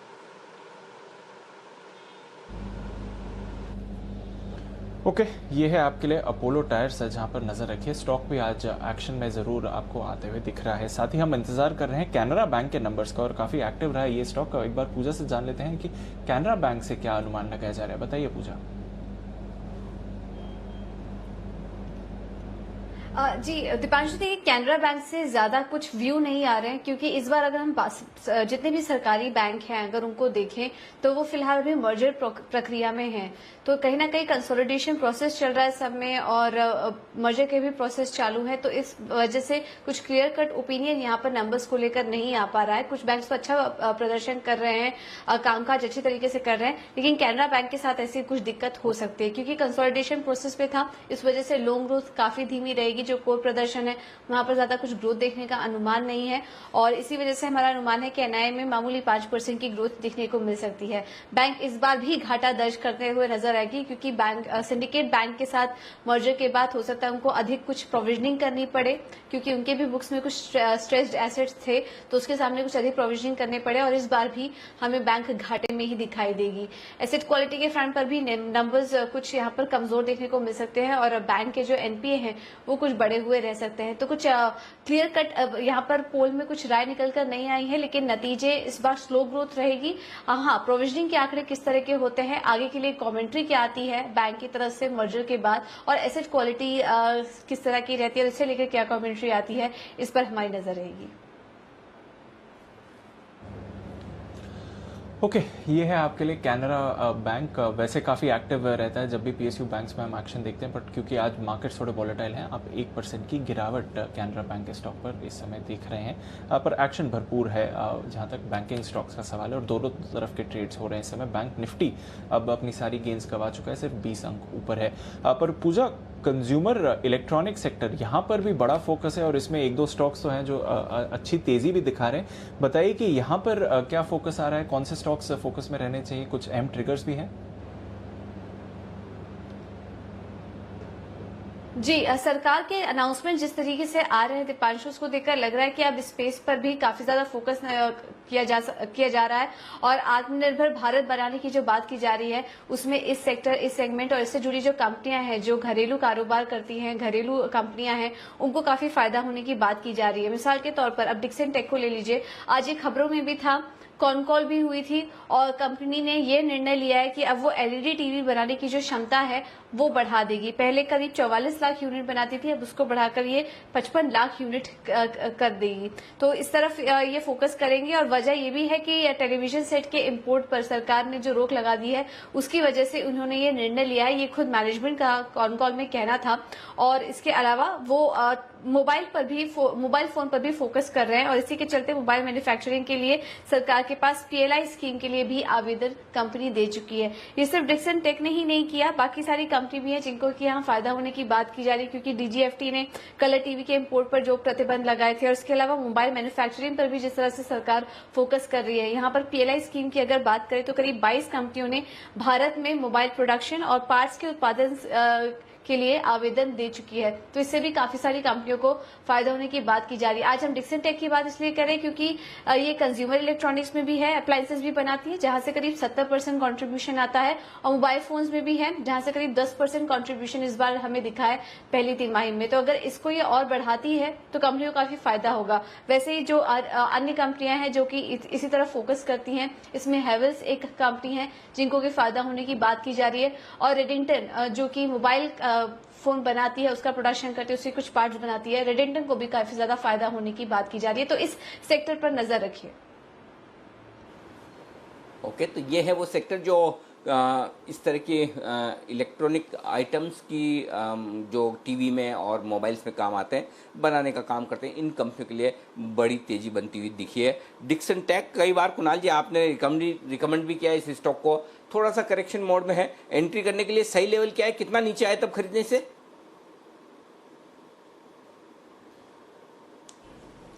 अनिल जी देखिए, एक ड्रीम रन स्टॉक में चल रहा है डिक्सन टेक्नोलॉजीज। आप देखिए अनिल जी, लगभग डबल हुआ है बहुत कम अरसे में, और मुझे लगता है कि जो 2-3 दिन का कंसोलिडेशन है वो जैसे ही पूरा होगा, इसमें वापस से आपको ऊपर के लेवल्स देखने को मिलेंगे।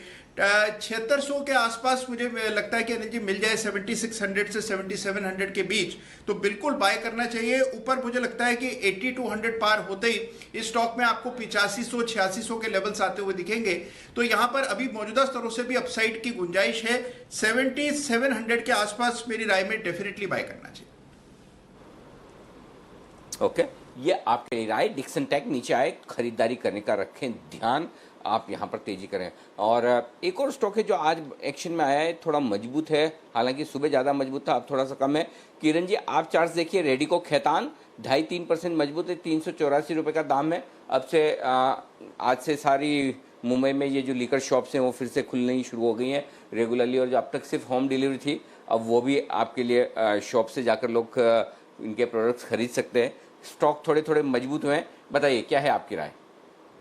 नहीं, चार्ट पैटर्न टेक्निकली ठीक ठाक है, कोई ऐसा खास चार्ट पैटर्न नहीं जहां पे आपको लेना ही चाहिए, पर फिर भी जिनके पास लॉन्ग पोजीशंस है उनके लिए ट्रेलिंग स्टॉप लॉस करीबन 366 का आ जाता है, और मेरा मानना है कि वो स्विंग टॉप से 410 के वो टेस्ट होते नजर आ जाने चाहिए। पर ये जिनके पास है इनके लिए ही ये स्टॉप लॉस है, फ्रेश खरीदारी की सलाह नहीं है अभी।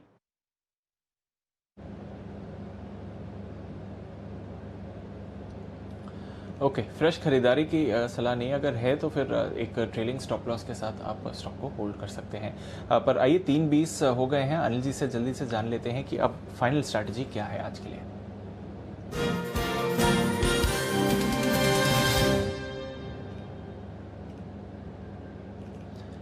अनिल जी, बेहद मजबूत ग्लोबल क्यूज हैं इस समय, डेज हाई पर डाउ फ्यूचर्स है, ऑलमोस्ट 200 पॉइंट्स की तेजी के साथ वहां पर आपको ट्रेड हो रहा है, 0.5% ऊपर नैस्डैक फ्यूचर्स आपको दिख रहा है, वहां पर शानदार एक्शन है। यूरोप के बाजारों में और तेजी आई है, 1 से 1.5% की इस समय बढ़त है, वहां पर कुछ पॉजिटिव डेटा आया है आज, और एशिया भी पॉजिटिव ही रहा है सर। तो ग्लोबल क्यूज तो पॉजिटिव हैं, भारतीय बाजार में दोनों तरफ की ट्रेड है, बताइए सर क्या करना चाहिए? दीप, आज के डे लो से देखेंगे निफ्टी तो आपको कितना 35 और 10 45 लगभग 35-40 पॉइंट ऊपर दिखेगा, और ऊपर से देखेंगे तो 125 पॉइंट नीचे दिखेगा, एकदम फ्लैट होता हुआ दिख रहा है। निफ्टी बैंक भी एकदम फ्लैट होता हुआ दिख रहा है। तो हमारे बाजार में देखेंगे तो सुबह की मजबूती दोपहर के बाद कमजोरी में बदलती हुई दिखी। सोमवार पूरा कमजोर, मंगलवार पूरा मजबूत, बुधवार की फर्स्ट हाफ दमदार और बुधवार की सेकंड हाफ ढीला। अब ऐसे में क्या कुछ करना जरूरी है क्या? पॉइंट मेन चीज वही है, आप बेच नहीं सकते क्योंकि आपको डाउ बहुत मजबूत दिख रहा है, नैस्डैक बहुत मजबूत दिख रहा है। लेने का इसलिए कम मन करता है कि उतनी अच्छी क्लोजिंग नहीं हो रही जितनी होनी चाहिए डाउ को देखते हुए और कल की तेजी को देखते हुए। तो मतलब सब तरफ से जब मिले जुले से संकेत आ रहे हो तो मेरे ख्याल से नोटा का इस्तेमाल करना ज़्यादा ठीक है, और जिसका मैं भरपूर प्रयोग आजकल कर भी रहा हूँ। दिन के दिन कर लें। देखिए जैसा आज सुबह आपको बोला ही 9:08 पे, जहां खुले वहीं खरीद लीजिए, थोड़ा नीचे आए तो और ऐड करिए, कोई टेंशन मत लीजिए, आपको 11,200 के दर्शन होंगे ही होंगे, हो गए। बैंक निफ्टी पे आपको कहा 21,800, 21,850, 21,900 कम से कम दिखेगा आपको, वो मिल गया। तो दिन के दौरान भी तो मौका मिल रहा है ना, तो फिर कल दिन के दौरान ही मौके ढूंढेंगे। एंजॉय, जो अभी कौन बोले थे ना कि हाँ आशु सर ही बोले थे हमारे, जो आराम से नींद आए वैसा काम करना है। तो आशु सर तो रिकमेंडेशन करके भी मतलब स्प्रेड बना के सो जाते हैं, हम बिना रिकमेंडेशन किए अच्छी नींद लेना चाहते हैं, तो अच्छी नींद के लिए आज कुछ भी नहीं जी।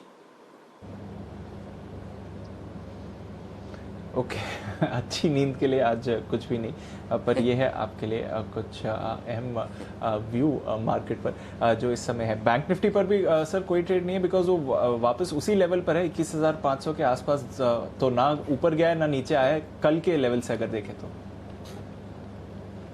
दीप, 3 दिनों का अनुभव और कल की पॉलिसी, एक तो पॉलिसी भी पहली बार पॉलिसी वोलेटाइल लग रही है, क्योंकि पॉलिसी में पहली बार ऐसा है इतने दिनों बाद ये लग रहा है कि आम राय नहीं है ब्याज दरों को घटाने को लेकर, ठीक है। प्लस पॉलिसी में 2 और वो है ना, आपके ताश के पैक में 2 पपलू और हैं। एक ये कि वन टाइम रिस्ट्रक्चरिंग पे कुछ हुआ तो, दूसरा ये कि अगर मॉरेटोरियम पे कुछ हुआ तो फिर अब पॉलिसी अनसर्टेन है, कल फिर एक्सपायरी है, 3 दिनों का अनुभव ये है। देखो मतलब ट्रेड लेने से या लेने जितना ही डिसीजन ये भी उतना ही इंपॉर्टेंट है कि ट्रेड कुछ न लिया जाए, ठीक है। और स्पेशली इंडेक्स और एफएनओ स्टॉक्स में, तो इंडेक्स और एफएनओ स्टॉक्स में न्यूट्रल रहें, जिसकी जो पोजीशन है वो अपना सूटेबल स्टॉप लॉस, तेजी या मंदी की पोजीशन है वो रखकर चल सकते हैं। जिसकी मंदी की पोजीशन है उसके लिए 11,225 स्टॉप लॉस है, जिसकी तेजी की पोजीशन है उसके लिए 10,900 स्टॉप लॉस है। आप अपना स्टॉप लॉस वेल डिफाइन करके अपनी एग्जिस्टिंग पोजीशन है तो रखें, मैं ये नहीं कहता, लेकिन हाँ अगर आप मुनाफे में हैं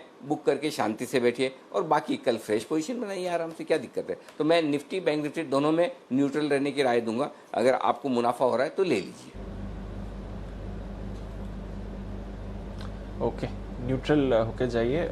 इवेंट रिस्क है, वीकली एक्सपायरी भी है, तो आपको थोड़ी वॉलेटिलिटी ज़रूर बाजार में आती हुई दिख सकती है। यह है आपके लिए इस समय फाइनल क्लोजिंग की स्ट्रैटेजी। पर चलिए कुछ और स्टॉक्स के बारे में जल्दी से बात कर लेते हैं। मारुति, आज ज़बरदस्त एक्शन इस स्टॉक में देखने को मिला है। इसके नतीजे आने वाले हैं कल। कुशल से जानते हैं नतीजों के लिए क्या अनुमान लगाया जा रहा है, बताया कुशल।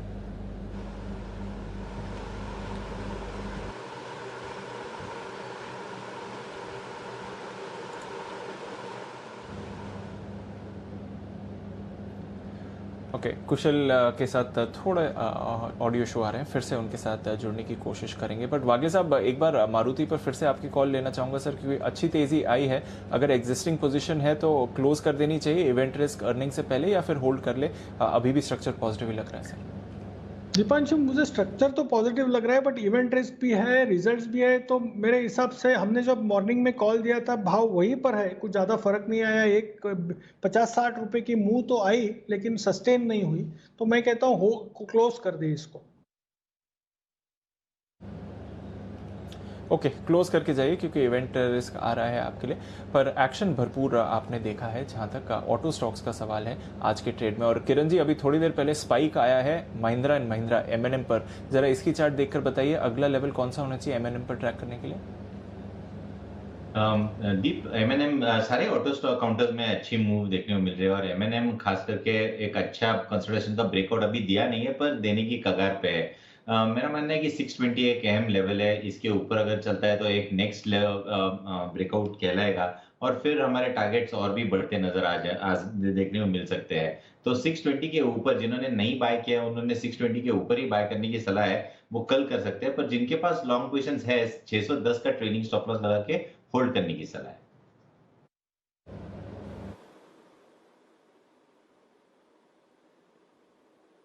ओके, तो ये आपके लिए M&M पर राय है आज किरण जी की तरफ से। किरण जी आज थोड़े सुस्ती के मूड में दिख रहे हैं। किरण जी आज मूड बना नहीं पाए। किरण जी, ये मूड नहीं बन पा रहा है, इसकी वजह क्या है?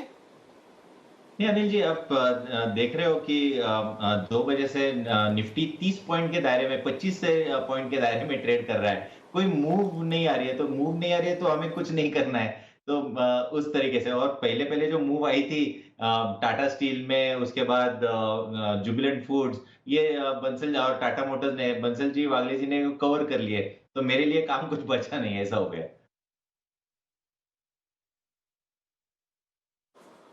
बिल्कुल, तो वागले साहब ने और बंसल जी आपसे थोड़े फास्टेस्ट फिंगर फर्स्ट में आगे निकल गए फोटो फिनिश में, कोई दिक्कत नहीं। लेकिन इस बीच ढेर सारे स्टॉक, जय आपका स्टॉक, एक स्टॉक बड़ा कमाल कर रहा है जो आपने परसों दिया था, कल दिया था आपने। SPL कब किया था? Sonata software. क्या सोनाटा भाग रहा है जबरदस्त? हाँ जय, एक बार जरा अपडेट दीजिए। बिल्कुल अनिल जी, इनफैक्ट बहुत ही बढ़िया, आज इनफैक्ट 6-7% के आसपास ऊपर है ये स्टॉक। हमने करीब रेकमेंड किया था इसको 268 के आसपास, और आज 290 तक का हाई लगा चुका है। और इनफैक्ट मैं कहूँगा अनिल जी, ये जो मिड कैप IT सेगमेंट है वो बहुत ही बढ़िया है, हमें और भी यहाँ से तेजी देखने मिल सकती है। और खास करके ये स्टॉक में जो अपने 200 डेमा के ऊपर बहुत ही कंफर्टेबली ट्रेड कर रहा है। और इसमें अनिल जी मैंने इसीलिए इसको रेकमेंड किया था कि इसमें मुझे 330-340 तक कोई रेजिस्टेंस ही नहीं नजर आ रहा है। तो मैं कहूँगा अभी भी ट्रेडर्स के लिए, क्या इन्वेस्टर्स के लिए अभी भी अपॉर्चुनिटी है।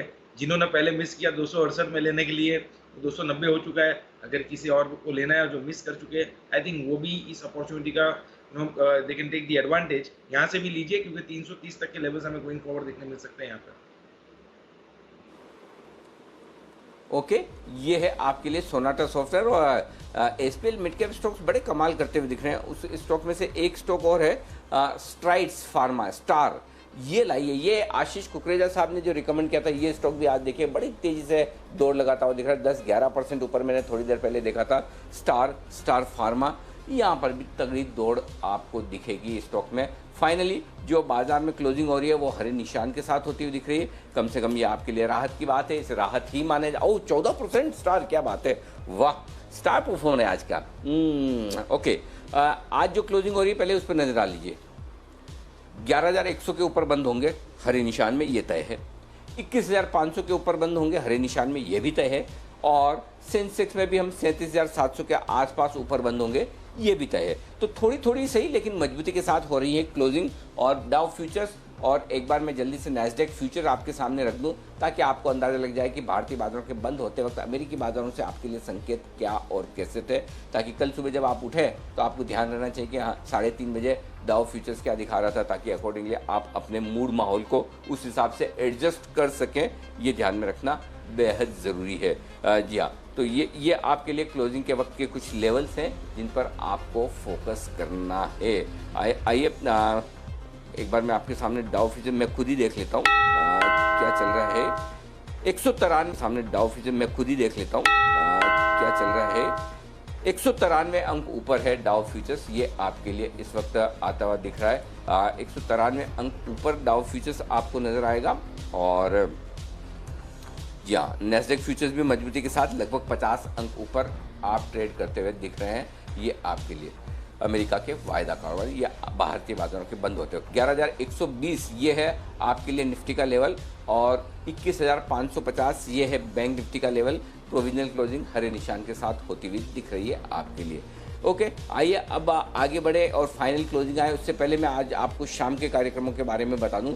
सबसे पहले कोरोना यहाँ पर होगा एक शाम को 6:15 बजे, आप उस पर ज़रूर ये शो देखिएगा। और ये शो बड़ा इंटरेस्टिंग है क्योंकि देश में जिस तरह से कोरोना की स्पीड बढ़ रही है, आंकड़ा 19 लाख पहुंच चुका है, अब छोटे शहरों में गाँवों में फैल रहा है।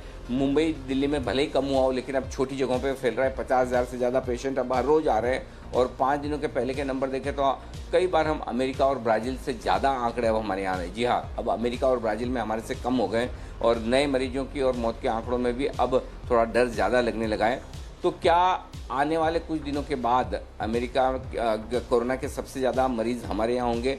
लॉकडाउन हटने से हालात क्या और ख़राब होंगे? आगे क्या चुनौतियाँ हैं और इन्हें कैसे काबू में लाया जाएगा? इन पर हमारे साथ आज होंगे 3 खास मेहमान। डॉक्टर हेमंत पी ठक्कर, जाने माने physician, doctor MC Mishra, AIIMS के पूर्व डायरेक्टर और health activist doctor Bejon Mishra, ये हमारे साथ होंगे। ये आप इस विषय को पूरी अच्छे से समझाएंगे। तो आज शाम का 6 बजे का शो ज़रूर देखिएगा। कितनी राहत कितनी आफत आपके लिए कोरोना को लेकर, ये हमारा शाम का खास शो है आपके लिए। लेकिन आइए रात को 8:30 बजे हेल्थ इंश्योरेंस चुनने के 10 आसान तरीके, ये हम आपको बताएंगे। आपको हेल्थ इंश्योरेंस किस तरह से लेना चाहिए, उम्र के मुताबिक, ज़रूरत के मुताबिक, कितना लेना है, किससे लेना है, सही हेल्थ इंश्योरेंस पॉलिसी कैसे ली जाती है, ये सारी आपको मिलेगी जानकारी आज हेल्थ इंश्योरेंस बाइंग गाइड, खरीदने का तरीका। और हम आपको बताएंगे 10 आसान तरीके। रात आज 8:26 पर मत भूलिएगा हेल्थ इंश्योरेंस चुनने के 10 आसान तरीके आपके लिए। तो ये आपके लिए बड़ा एक्शन वाला होगा। लेकिन कोरोना को लेकर जो चिंता है वो वाकई में अभी भी बड़ी मुश्किल वाली है। तो अब बड़े शहरों से छोटे शहरों की तरफ शिफ्ट होता हुआ ये है मामला। बंसल जी, इस पर विशेष टिप्पणी आपकी? नहीं अनिल जी, ये तो मैं अभी आपसे ही अनिल जी अपडेट ले रहा हूँ। मेरे को तो अनिल जी एकमात्र सोर्स जो न्यूज़ का है कोरोना की ट्विटर है, और ट्विटर पर कोरोना के लिए किसी को फॉलो नहीं करता हूँ। तो अनिल जी, जी बिजनेस से पता चलता है अभी आपसे। आई एम शॉक्ड कि छोटे शहरों में भी फैल रहा है। मैं तो सोच रहा था छोटे शहर जो हैं टायर 2 टायर 3 सिटीज बचे हुए हैं। तो अनिल जी आप थोड़ा सा अपडेट शेयर करेंगे अभी, तब शाम के शो के बाद ही मैं कल आपको बता पाऊंगा। चलिए, कोई दिक्कत नहीं, ठीक बात है। लेकिन ये शो जरूर देखिएगा, मिस मत करिएगा। आपके लिए कितनी राहत कितनी आफत ये है। आइए आप एक बार फाइनल क्लोजिंग में आपको बता दूं 11,101, वाह क्या बढ़िया शुभ आंकड़ा है। 11,101, 6 पॉइंट की तेजी के साथ। 21,509, 19 पॉइंट की तेजी के साथ बैंक निफ्टी। सेंसेक्स 24 अंक नीचे 37,663, ये आपके लिए आज की क्लोजिंग आती हुई दिखी है। मेटल शेयर आज के stop of one Hindalco Tata steel, और उसके बाद auto share Eicher Tata Motors Mahindra and Mahindra, ये आज के कमाल करते हुए शेयर। आइए अब आप सभी से विदा लेने का वक्त है। कुणाल जी, राकेश जी, वागले साहब, शुक्रिया आपका, और धन्यवाद देंगे हम आशु मदान साहब का भी। आशु जी से तो कल सुबह वापस मुलाकात होगी 11:30 बजे वाले शो में। कल क्रेडिट पॉलिसी, हाँ क्रेडिट पॉलिसी का भी मैं आपको बता दूं विदा लेने से पहले कि कल 11:30 बजे से आप मेरे दीप के साथ में क्रेडिट पॉलिसी का महा कवरेज ज़रूर देखिएगा, क्योंकि किरण जी भी होंगे। क्रेडिट पॉलिसी में जो कुछ भी एक्शन होने वाला है, इस बार एक्शन ज़्यादा है, इस बार बेहद इंपॉर्टेंट है। क्रेडिट पॉलिसी में जो कुछ भी होगा थोड़ा इंपॉर्टेंट ज़्यादा है, तो मिस मत करिएगा। नहीं तो हर बार तो पॉलिसी उम्मीद के मुताबिक आती है, इस बार ब्याज दरें घटेंगी नहीं घटेंगी उस पर भी मतभेद है। अच्छा, मॉरेटोरियम को लेकर क्या कुछ गवर्नर साहब बड़ा ऐलान कर सकते हैं भाई, ना करें तो ना भी करें। और तीसरी बात यह कि भाई वन टाइम रिस्ट्रक्चरिंग की बड़ी बातें चल रही है, तो समझाने के लिए तो आपके पास बहुत ही बढ़िया एक्सपर्ट हैं। बाजार के एंगल से सब कुछ आशु जी समझा ही देंगे। अजय बग्गा साहब, वीके शर्मा साहब, आपके दो पसंदीदा एक्सपर्ट्स हैं ही आपके साथ में। प्रदीप चौधरी साहब जो बोलते हैं दिल से बोलते हैं, बिल्कुल एकदम सटीक सही, बिना किसी लाग लपेट के। भसीन साहब भी होंगे बाजार के एंगल से आपको बताने के लिए। बैंकर्स और एनबीएफसी का नजरिया आपको फेडरल बैंक के आशुतोष जी से मिल जाएगा। और साथ ही यहाँ पर आपको जो केकी मिस्त्री साहब है एचडीएफसी वाले, वो आपको एनबीएफसी के एंगल से आपको बता देंगे कि क्या कुछ आगे होने वाला है। तो पॉलिसी का पूरा कवरेज, पूरा कंप्लीट विश्लेषण आप हमारे साथ देख लीजिएगा, कहीं कोई तनाव लेने की ज़रूरत नहीं है आप लोगों को। ओके, तो ये है किस किस को मैंने धन्यवाद दिया है वो मैं शायद मेरे ख्याल से 2-3 लोगों को दिया है, लेकिन बाकी लोगों को धन्यवाद दूं उससे पहले एक बात और बता दूं। शाम को 4 बजे से 5 बजे के बीच में आज राम जन्मभूमि पर जो मंदिर का शिलान्यास हुआ है, भूमि पूजन समारोह हुआ है, उस पर एक विशेष शो है 4 से 5 बजे के बीच में, वो शो मिस मत करिएगा। तो 4 से 5 बजे आपके लिए विशेष शो है। प्राइम टाइम पे आपके लिए जो नॉर्मल ऑफरिंग है, बाजार आज और कल, बुलेटिन, खबर चालीसा, कंज्यूमर्स के लिए जो आपकी खबर आपका फ़ायदा, वो सब चलेगा। और आप एक काम करिए, राम जन्मभूमि मंदिर से रिलेटेड जो भी आपको कार्यक्रम देखने हैं, लाइव तो सब खत्म हो गए, अब जो भी देखना है पूरा दिन का कार्यक्रम जो कुछ हुआ है अब तक, वो आप 4 से 5 बजे के बीच में देख लीजिए और बाद में शाम के लिए फ्री हो जाइए। नहीं तो फिर यही होगा, शाम को दूसरे चैनलों पे आप देखेंगे, जनरल न्यूज़ चैनल हो या दूसरे चैनल, जिनमें फिर वही पॉलिटिकल डिबेट होगी, ये क्यों हुआ है, ये क्या हुआ है, ऐसा क्या है, इसको क्यों बुलाया, उसको क्यों नहीं बुलाया, उनमें कुछ आना जाना है नहीं। सही बात, आप आज जो कुछ हुआ है उसकी खबरें, उसका विश्लेषण 4 से 5 देख के ख़त्म करिए और बाद में आप नॉर्मल अपनी ऑफरिंग पे आ जाइए, जो आपके काम की चीज़ें वो देखते रहिएगा। तो ये आज शाम का आपके लिए पूरा विश्लेषण। शुक्रिया आपका कुणाल जी, राकेश जी, वागले साहब, किरण जी और जय सर, और साथ ही आशु सर, आपका भी बहुत बहुत धन्यवाद हमारे लिए वक्त निकालने के लिए। मुझे और दीप को इजाज़त दीजिए।